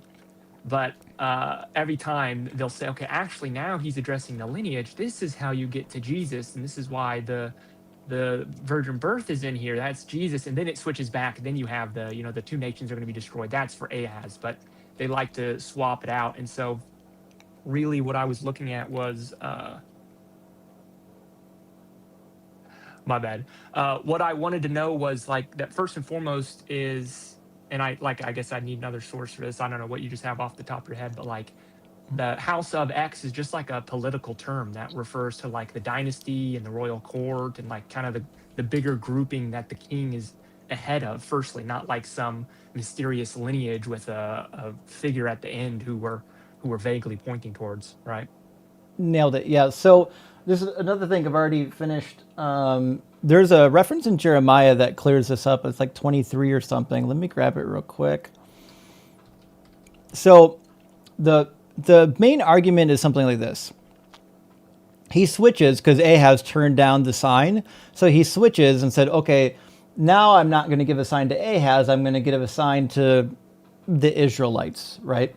But the house of David's not a reference for the Israelites or even the Judeans. It's the house of the king, right? So for example, even in the black obelisk, it's an ancient artifact. It talks about the house of Omri, referring to the dynasty of King Omri. Like the house of David refers to the dynasty of King David. It does not refer to the people of Judea. It does not refer to the people of Israel. But specifically to what you're talking about, the passage in Jeremiah that really helps show what's happening here, because he's not talking to a future generation. He's not talking to a future king. David, in this case, King Ahaz, was not alone. Like you can reference the other people in the room, and that's going to be okay. And it happens again, this identical like switch. It happens again in Jeremiah, where the prophet goes in, gives a message to the king, and then switches from giving a message to the king to giving a message to the whole house, to all the people that are gathered there. So give me 1 second to grab that verse for you.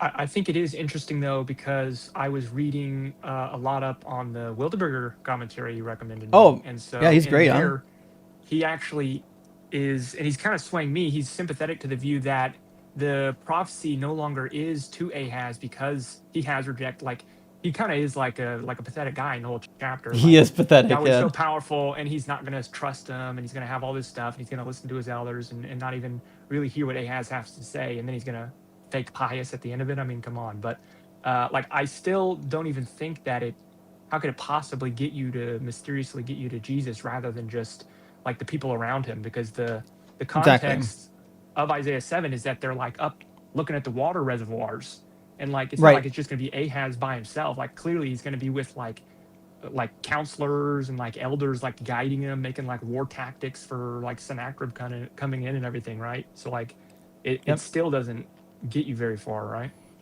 Exactly, you nailed it. And so we'll show you another example in Jeremiah 22, 1-7. There's a case where if you look it up in the Hebrew, he goes back and forth between you in the plural and you in the singular, and so on and so forth. It's clear that in Jeremiah 22, he's talking to like the king and the house that the king presides over. And it's a little more spelled out, which is why you see in the Hebrew text the switching back between the singular and the plural as the prophet is speaking. In Isaiah, you see the same thing, the switching back between the singular and the plural as the prophet is speaking. not because he's addressing some future generation and he's just going to ignore the people he's talking to, but because, well, there's multiple people there. Mm-hmm. And the house of David it's a court. It's a assembly of royals. It's not just a single individual sometimes. So there's no good reason to think that like there's a single message coming to Ahaz. Like it's just a prophet having a secret clandestine meeting with Ahaz, delivering the message. Mm-hmm. There's no real good reason to think that. Okay, that's pretty good. I appreciate that. Let's do your favorite. Let's talk a little bit about Isaiah 53 and prophetic perfect tense. Oh yeah, So- that does not exist. Yeah, I have a class with Kip Davis this Wednesday, and I'm going to ask him, when are we going to start learning about prophetic perfect tense? You Hopefully he will says something not. funny. But Actually, I Sorry, think go I ahead. talked to him about this just once, very briefly as a joke, and I don't think, yeah. it's There's a funny. quote. Go ahead. Sorry, go go ahead. Every time I look up stuff to try to steelman prophetic perfect tense, it's every single time, every study about it is from BYU, and they're always about passages regarding Jesus. There's never a single prophetic perfect tense where it's not pointing to Jesus every single time. It's very funny. Yeah. So I dug through my commentaries to see if I can find even one that, like a real scholar, that seemed to have any agreement with this idea of a prophetic perfect. And the only one I could find is Gary Smith. He wrote a commentary on Isaiah, and he says a couple things. He says the verbs there will be no gloom, and those who were in distress are supplied based on the context of the paragraph. I disagree, actually. It's about Isaiah 9. It says the verb be humbled, made insignificant is the normal translation for a perfect verb, particularly after the introductory clue in the past time. This rendition exerts pressure to translate the second perfect verb in a similar manner as was honored, but the prepositional phrase in the future days contextually requires will be honored, implying the use of a prophetic perfect. Now, he didn't give any support for the idea that prophetic perfects even exist. He didn't have an excerpt on it, nothing.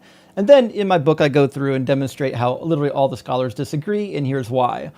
And so I went through every source possible in the Bible that people say is a prophetic perfect, and I demonstrate that, one, not only is it not a prophetic perfect, it makes perfect sense if you understand it in the exact grammar that you have it. If you respect the verb grammar, the story makes perfect sense. You don't need to forcefully translate something into a perfect just because, like what Gary says, I feel pressured to do it because the verbs before it were perfect. Well, that's not how verbs work. Maybe you just don't understand what the author's saying, which is actually what's happening.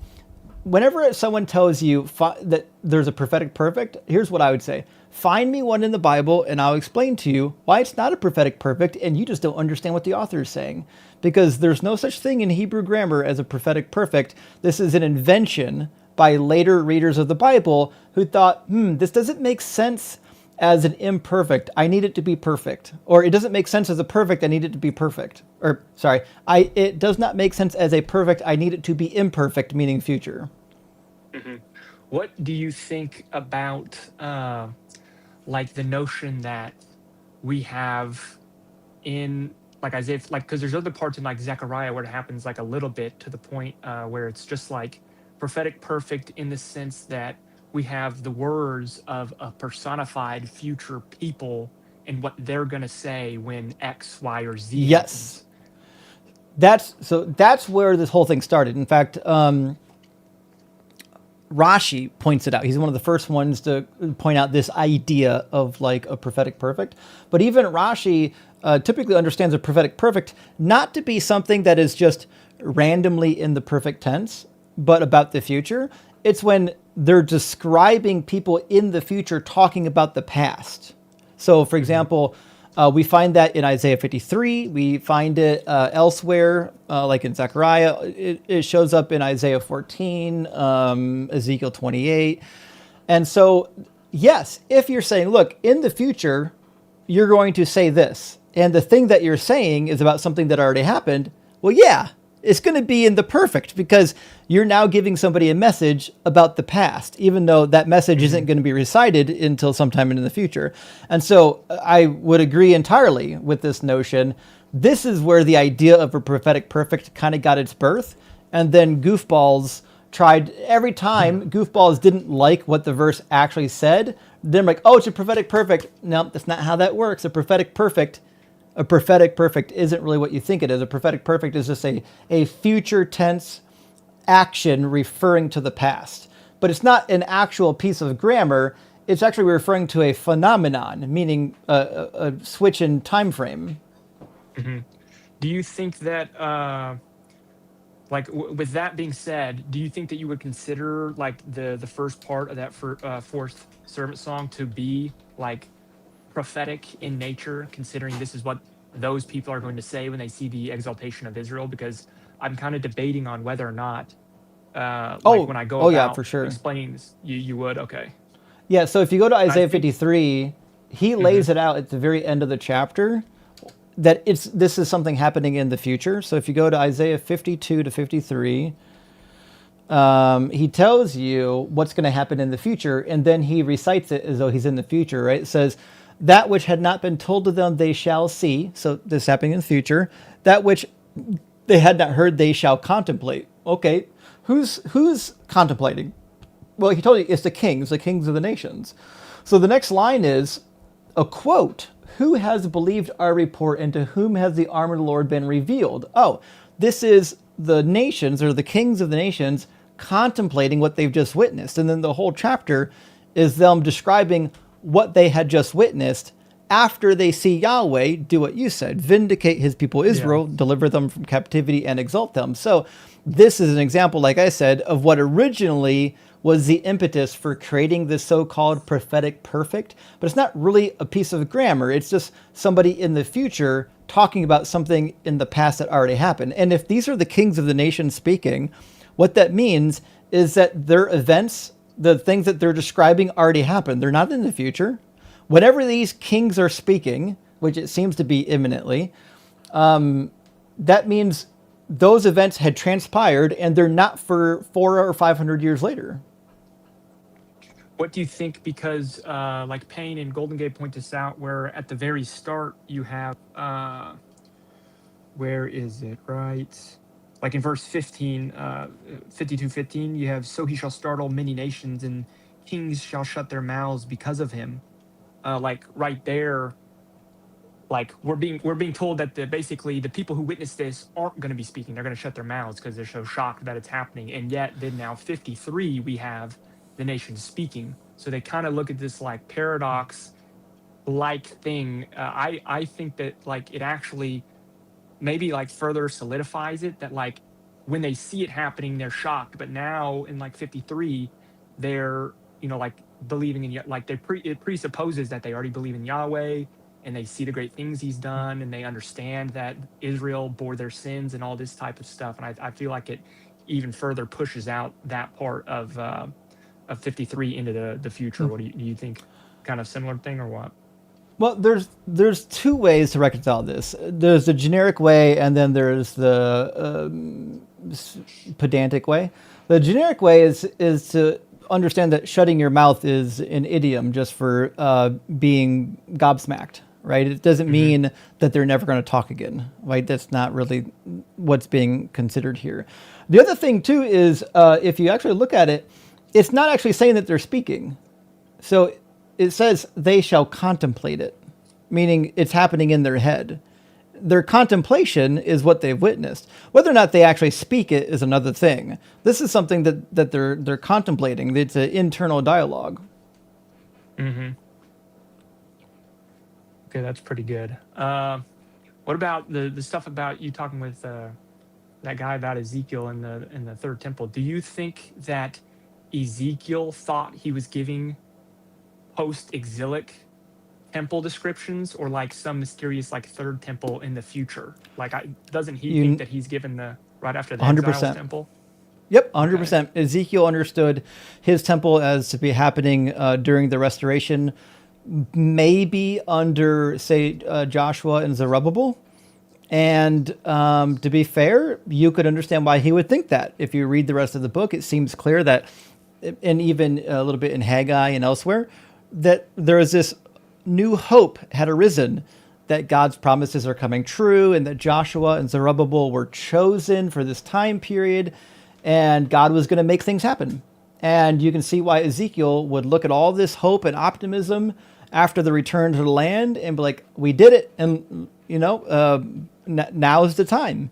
And then, Ezekiel maybe already started to get sick and pass away before he saw the end of the stuff he was lying about. Well, I don't want to take up your whole night. I mean, I got a lot more kind of quickie questions. Like, is it cool if I keep asking or Well, what? well, I've got other people waiting to get in. I've a bunch of people, so I can't do this Okay, all night. But I can I will ask just be. one more then? Yeah. I'll be doing another Okay, Q&A here at the end of August. okay, cool, perfect. So let's just do Isaiah 45:7 for God creating evil. I've seen this a lot, and then once again, Golden Gain Payne say the same thing, that the mirrorism being with shalom rather than tov points to like Right. a situation of the quote unquote calamity rather than Hmm. actual like moral evil being invoked. Right. You kind of see the same thing. So yeah, if you're looking at Shalom and Ra, what you're really looking about is peace and non-peace, right? So a Shalom is like everything is all is right with the world. Everything is the way that it should be. Everything is restored. Everything is complete. And Ra would be the opposite. If something's not complete, something's wrong, something's amiss, something's bad. And so when we talk about evil, one of the things that I think people get wrong in the Bible is evil's not, in the Hebrew scripture, evil's not a thing like it is in English. It's not a force. It's not something like a moral, it doesn't have like a moral existence to it. Something that's evil is just something that's really bad. And that's why in the Hebrew Bible, both God and others create what we call evil. The word bad and the word evil don't exist separately in the Hebrew Bible. It's the same word. You would use the same Hmm. one to refer to the same thing. And so even God does evil in the Hebrew Bible. There's a couple instances. The one that always come to my mind is 2 Samuel 24, when God has the angel smiting the 70,000 Israelites. Yeah. What he is doing there is described as being bad. And other things, or evil, other things happen where God says he's going to bring this evil upon you. And another such passage is in Amos chapter 3, verse 6, I believe, where he says, he uses Ra for calamity, Hmm. does not calamity befall a city and it not come from the Lord? So Yeah. whatever you think Ra is in Hebrew, that's what God created. Now, it just happens to be in English, we translate this to be evil. But evil and calamity in the Hebrew Bible are literally the same thing. It's just something that's not good, and it happens to be created by God.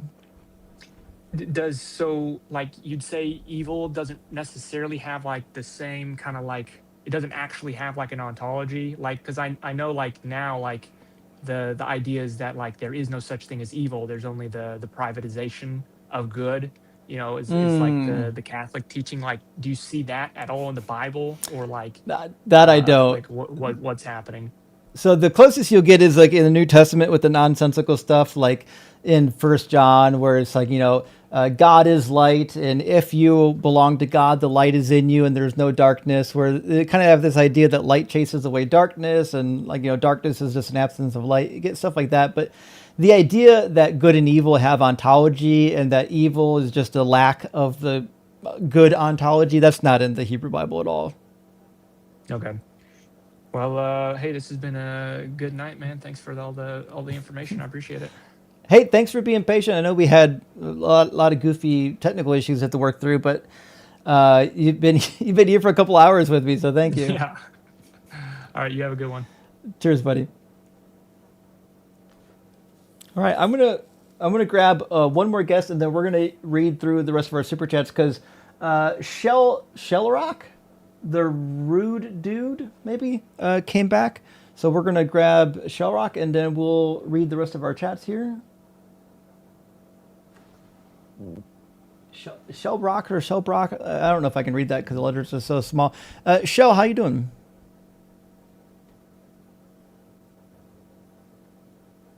Shell? Shell Proc? Anything? I think they fell asleep.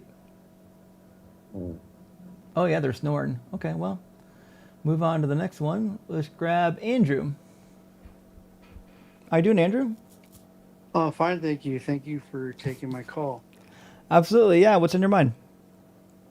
So, I came across your channel a couple months ago, and I've been kind of waiting for a phone call for a Q&A. And I've been going through a deconstruction process for quite some time. If I really think about it, it's been my whole adult life.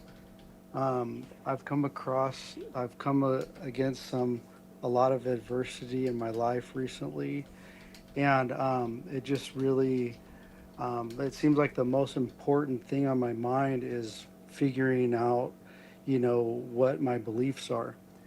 And my question to you is, how long did your deconstruction take? And did you waver, like going back and forth and what your beliefs are? Because it seems like every couple weeks, that's what I'm doing. I'm wavering back and forth on what I'm actually believing. Yeah, for sure. So one of the things is that deconstruction is not always linear, and it's not always quick. I got to be honest, mine was like 10 years. It took me 10 years to get to the point from I've got some concerns to I for sure am an atheist and this is complete garbage. And it's a long time. So it's bumpy along the way. You go through some phases where like, oh man, maybe I was wrong. Maybe this is real. And then you got other phases where like, oh no, this doesn't make any sense. This is ridiculous.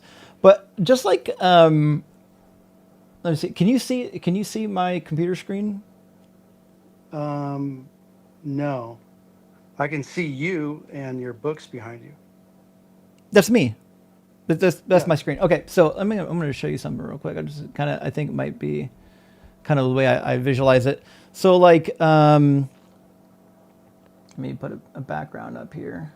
So like typically, we think of a journey like kind of like this, where you're like, oh yeah, this is deconstruction. You're just, you start here as a Christian, you end here as an atheist. But it's a little bit more like this, and it feels like you're taking one step forward and two steps back. But when you're down here, you're like, oh, what the fuck's going on here, right? And when you're up here, like, oh yeah, obviously this is this is the thing, right? And it might feel like you're vacillating, but over the long term, you're still making that trajectory. You're still getting there. You're just not getting there in a completely like linear fashion. You know what I mean? Yeah, for sure. Yeah, like a couple months ago, I landed myself in an area where like I was so in despair because of my beliefs deconstructing. I felt like I was like in the middle of the ocean, and like it was like 2,000 feet deep and I was all alone. And a lot of that is based because I've had what quote unquote mystical beliefs or experiences with what Christians would call like the Holy Spirit. And I was curious, like, if you had anything like that, and what are your thoughts about that?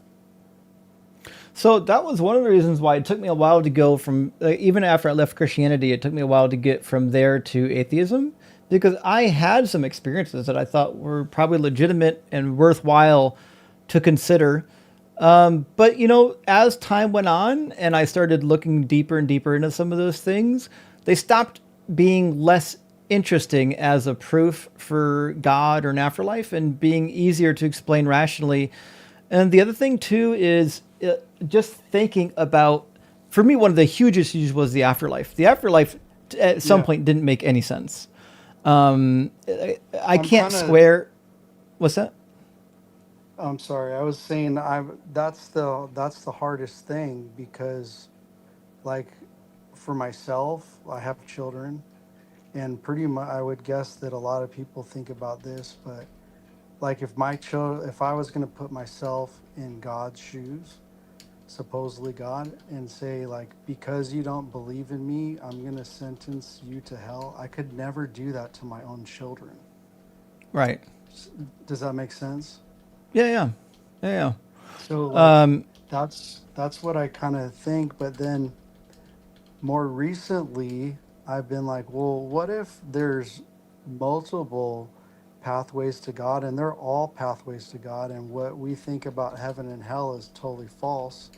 And what if we just don't know what that is? Like, because it seems like the whole world um, is after they, most of the world thinks that there's some kind of God or creator. And what if we're just all kind of led wrong by these spiritual practices that we inherit based on kind of where we're born and who we're born to?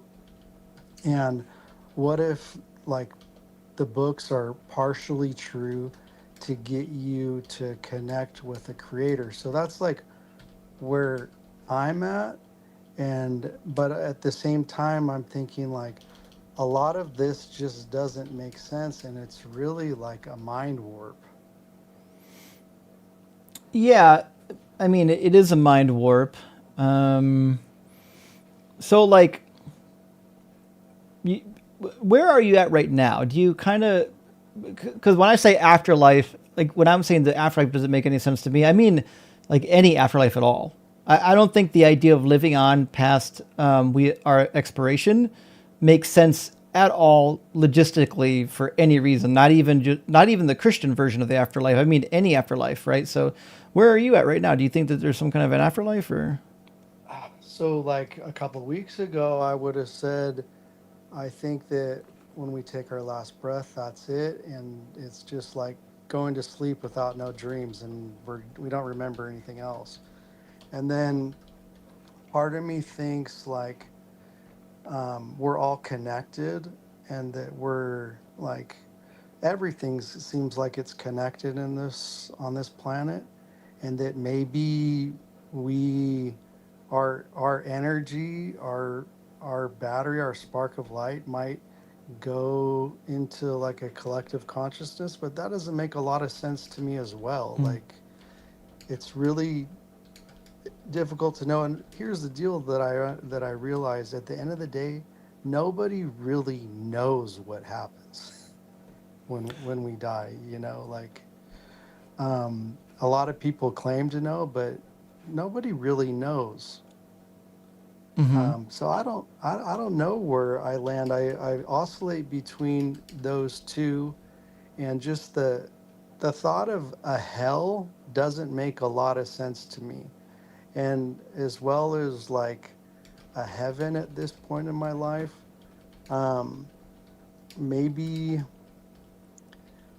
I don't know because like I don't really at this point believe in spirits either. I don't really believe in a demon like demons or a demonic realm or angels, which I kind of did in the past.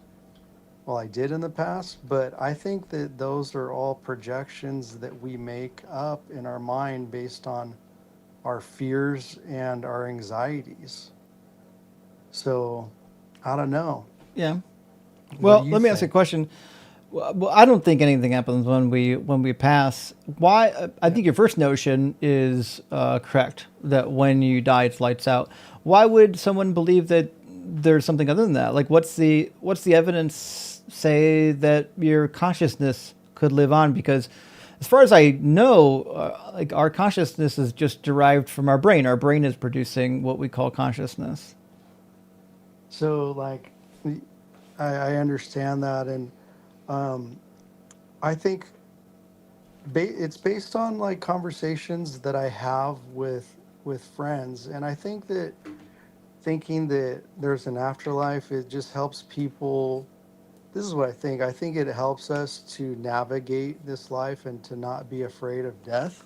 Ultimately, I think it's a coping mechanism. I think that it's like ego driven as well. So, but I don't know. Like I oscillate in between what I believe, and I appreciate having conversations like this because it helps me to land. And like a thing that I think about all the time recently is like, what would we believe as people if none of these religious books were written, and what would we be doing? Like, Yeah, um, well, we wouldn't be, debating people on the internet about no, whether or not it's okay to sexually assault a woman because God said so. I know that much. no, and I realize that, and like, I think that well, I know that, religion was created for control, and it seems like a lot of the Bible was formulated over thousands of years to control people. And there's part of me that still holds on to, you know, what if those things were just for that, and that there's a lot of us that are missing the mark? And what if, like, God is real, but he or she or it is just nothing that we can really fathom, like, or like if there's other dimensions that we're living in, I don't know. It seems like that could be a possibility, but I don't know. It's all very confusing.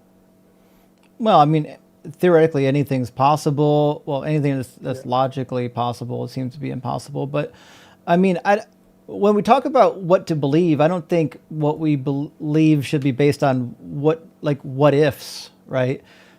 If we're Yeah. asking, like, is there a God out there? Well, asking, saying things like, well, there could be, it's not really a foundation for belief system. It's a foundation for like shower thoughts. But like when we're Yeah. asking like what is the nature of the universe and reality, the thing that we need to be looking for is like where does the evidence point? If the evidence doesn't point towards God, well, it just seems to be that there's likely no God out there. Yeah. So the only thing that really keeps me going back to there's possibly a God is when you think about the universe, when you think about this planet. Um, we're as far as we know an anomaly, um, and that the thought of there being no intelligent design seems hard to believe for me at this point. Why is that? Like because the Earth is pretty awesome. Um, there's a lot of things. Creation or nature is pretty awesome to me, and Like in the, which in which way? Because nature also like destroys everything. Like people die in natural disasters, and like I don't. What do you mean by awesome? um, I think it's pretty beautiful. I think it's pretty complex. Like, trees communicate to each other, they heal each other. All of the different animals that there are on this planet is pretty incredible. Well, Um, yeah, because that's all, evolution. What's it got to do with a god, though? yeah, I don't know. That's the part that I'm hung up on. Like, but to me, evolution. So I before in my beliefs and as my well, I come from a family that doesn't really believe in evolution. My whole adult life, I kind of believed that God created this earth and evolution was a part of it. And to wrap my head around um, that this all existed out of the Big Bang Theory is, it's just, to me, it's just as easy to believe that a God created it, because the Big Why? Bang, I don't know, it just seems just as impossible to me. Well, where's the hang up? Does it Where's the not to part you? that's impossible? No, it's the only rational thing to think, I think. What's the part that's Do you think, impossible? um, well, how come there's not other, if we're the only planet that has life on it in our galaxy, how come there's not other planets with life on it, Why did you you think know, there aren't? in our galaxy? Yeah. I don't necessarily think that there's not. Like, there's part of me that thinks that, you know, um, technology over time has been passed to us from maybe aliens or from humans that learned how to travel through different dimensions of time. I don't know. Like things like the the pyramids in Egypt don't make a lot of sense, and What do you mean they like don't make sense? um, because those ancient civilizations supposedly built the pyramids, that doesn't make a lot of sense that they had the technology to do that. What technology didn't they needed? They left us like drawings of how they did it. I don't know, like to be able to um, get those huge rocks carved out and to be lifted that high doesn't seem like that's possible. They didn't lift them, they slid them, they rolled them To roll them uphill with what? with teams of thousands of people. Yeah, that doesn't seem plausible to me, but I They don't know. they Like, literally showed you how they did it. I don't know about that. I could just show you a picture if you want. Okay. Oh boy.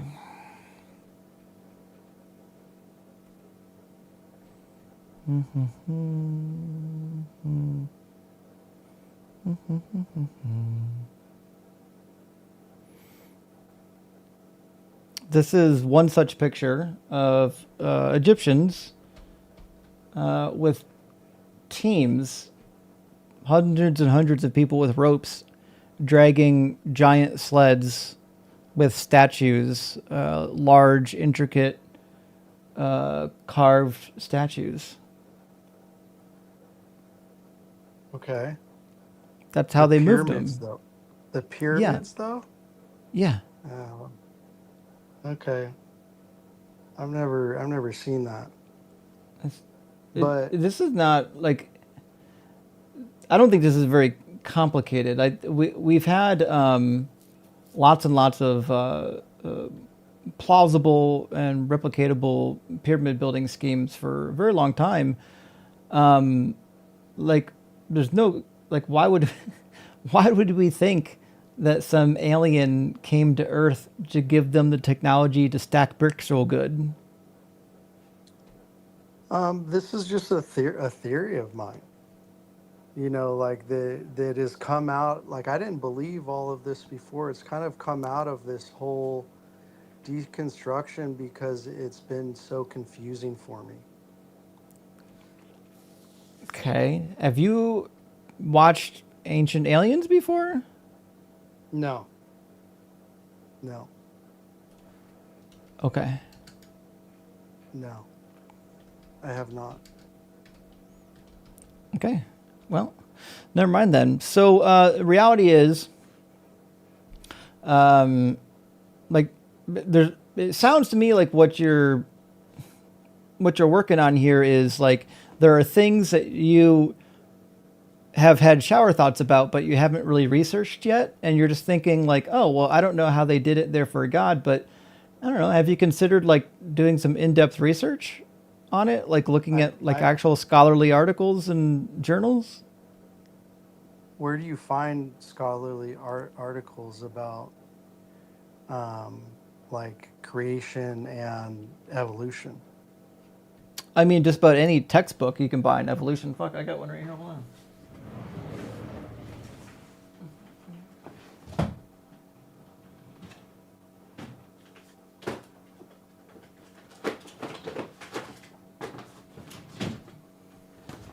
This one's by Carl Zimmer and Douglas Emlen.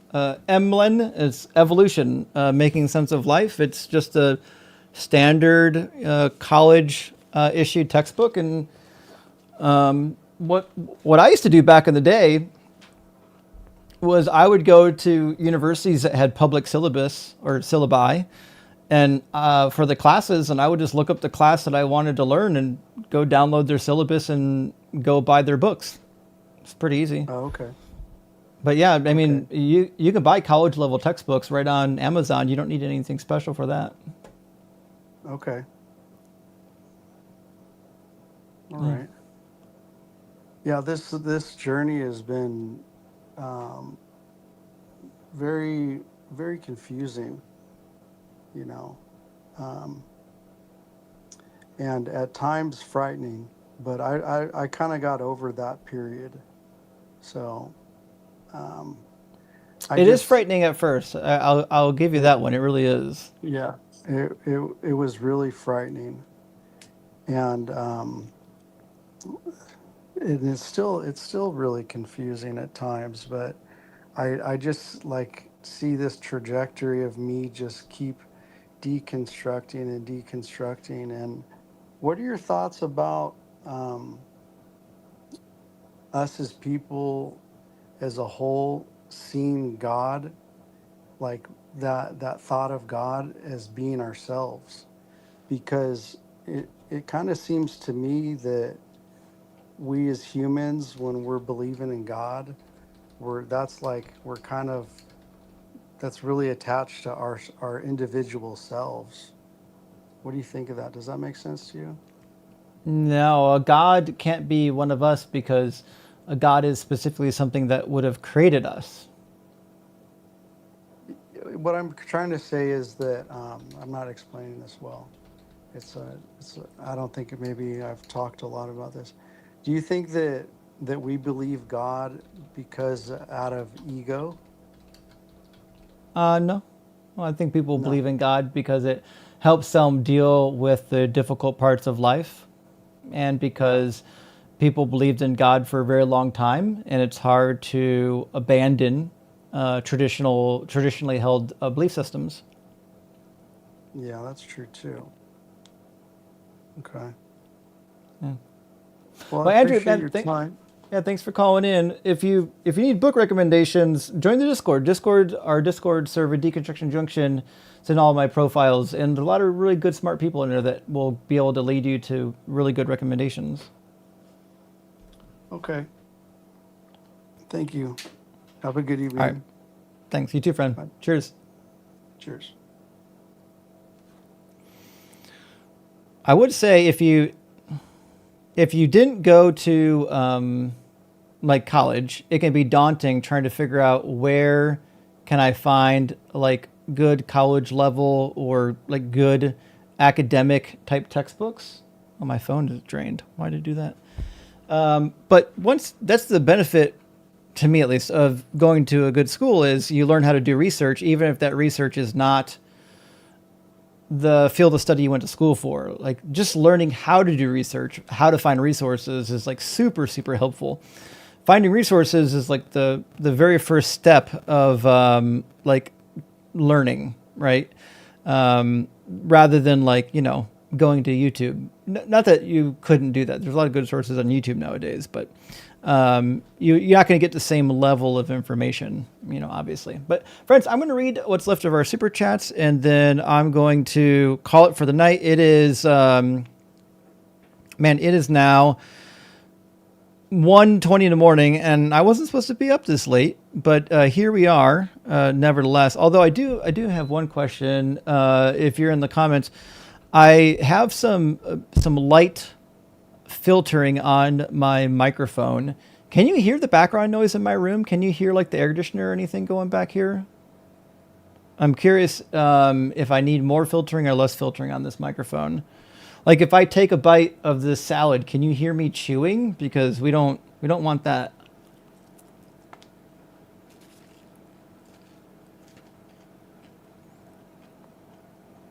Hummus too. A really good hummus salad, which brings up another point. Oh, you can hear it? Okay. Let me do this.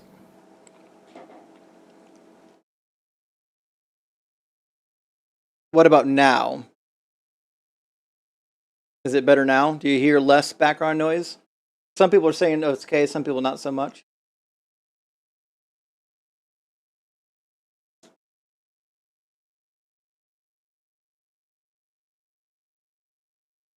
Mm.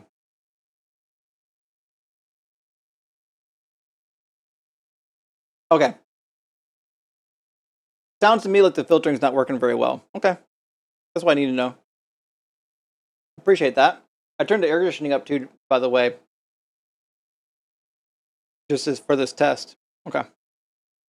I'll work on that. Appreciate it. I have another mic filter I can use. It's not the end of the world. I'd just rather use my this one. Oh, your voice is. Oh, it did change because it's delayed. No, showing only. Oh, okay. The filtering must be better then. Like, oh, but it messes up my voice. It makes it sound tinny. Gotcha. Okay, that's what I need to know. Cool. I'll work on that. I'll work on the mic filters, and we'll be good to go then. Nevertheless, friends, I got a couple more super chats here. Guitar Atheist, good to see you, my friend. Says the Satanic Bible is way more moral than the Ten Commandments. Yeah, I mean, it's been a hot minute since I've read the Satanic Bible, though. I haven't read it since high school, so I don't fully recall exactly what it was like. But nevertheless, I do remember reading it and thinking to myself, "Oh, like this actually isn't all that bad." Like I didn't. What's all the concern for? You know what I mean?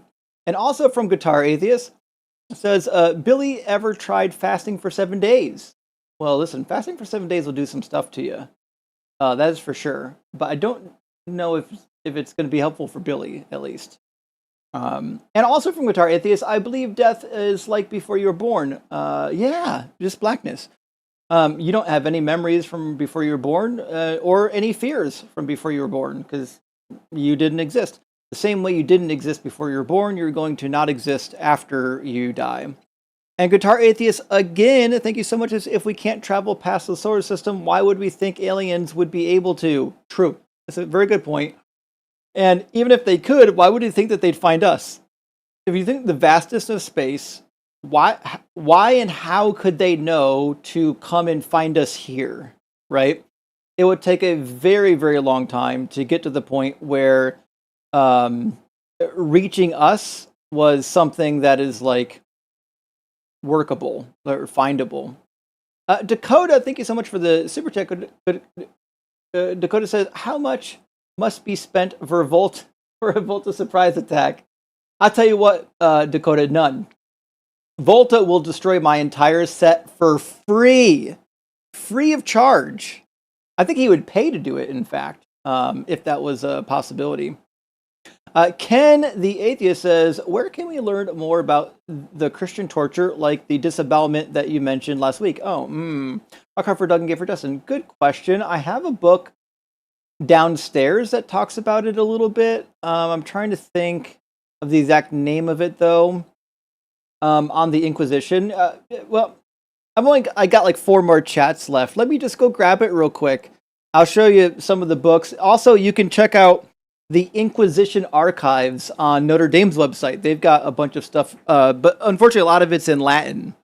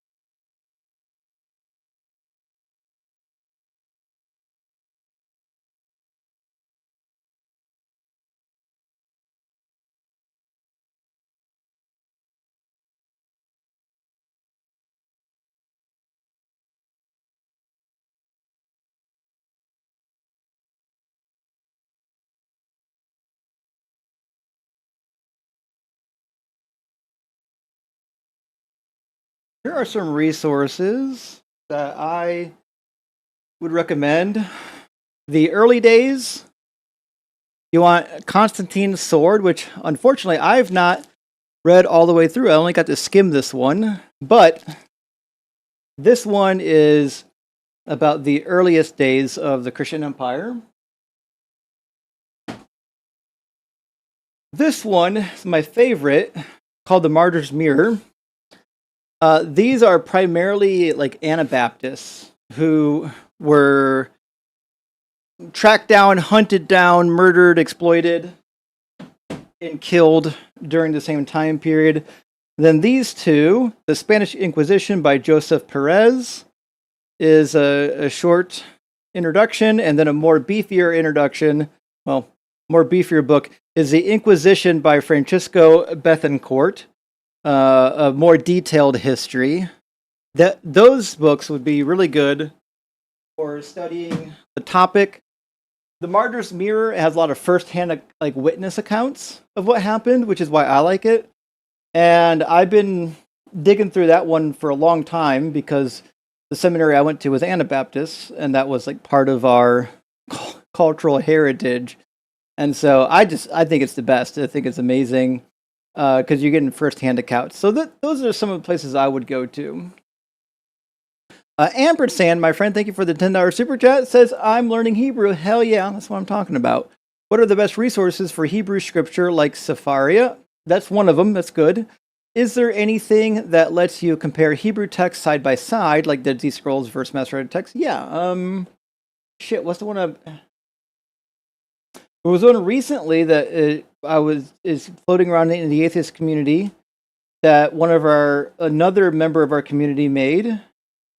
I know Godless Engineer is working on something now, and I'm actually helping him out to add some of these resources. But as for a side by side, see, one of the problems you're going to have is like a lot of the Greek and Hebrew resources don't compare it to the manuscript. It usually compares it like to critical texts, right? So you'll have like the Hebrew critical text next to an English text.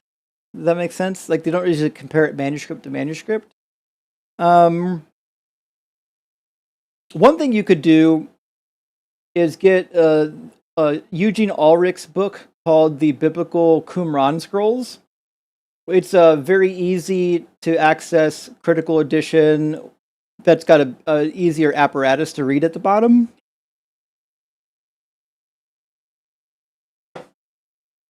But typically, if you're comparing manuscripts, you're going to get the BHS for the Old Testament, and you're going to get either the SBL or the Novum Testamentum, the Nestle Allen for the New Testament, and it gives you the critical edition and then all of the variants in the apparatus in the bottom, and then you can go look up those individual manuscripts yourself.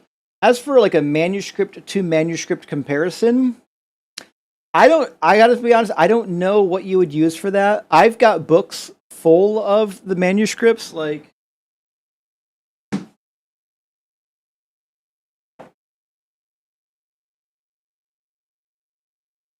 so these are the Dead Sea Scrolls, but not translated into English. I mean, some of them did get translated into English now, but they've got the rendering of the complete Hebrew rendering of sometimes Aramaic rendering of the Dead Sea Scrolls in here. If you want to see what the scroll is actually saying. And then it also, you could get images from, which project am I thinking of that's got images of all the Dead Sea Scrolls? It's,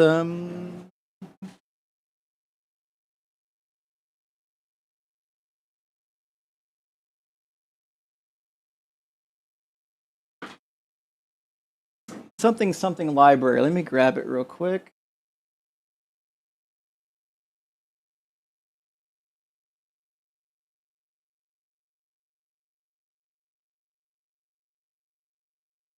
Yeah, the Leon Levy Dead Sea Scrolls Digital Library, which is now rebranded as deadseascrolls.org.il.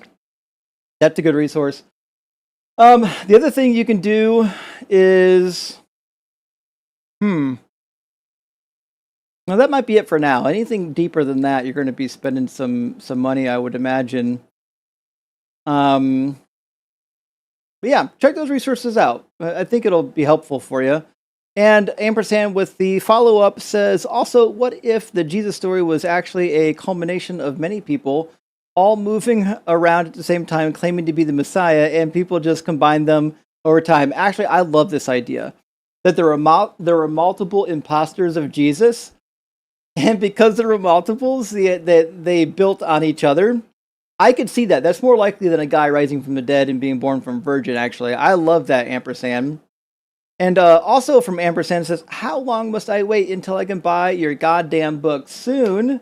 Actually, I was supposed to be working on it this week. Looks like I'll have time for it. But it's coming, and I promise you it'll be worth the wait. It's not going to be one of these teeny tiny little booklets. It's a thick hossy boy. You're gonna appreciate it when it comes out. And last super chat from N Adventist. I think you mean, is that supposed to be An Adventist? Thank you for the $50 Canadian super chat. Huge W, my friend. I super appreciate that. Says X Seventh Day Adventist here. Well, congratulations for being an ex SDA. I want to put Walter Vaith on your radar. This clown runs amazing discoveries. SDA version answers to Genesis. Claims to be ex-professor zoologist? Really? Pushes young Earth creation and anti-evolution, Illuminati, Freemason, Jesuit, end times, Daniel Revelation videos. Big SDA influencer. I've never heard. Let me go check out the YouTube page.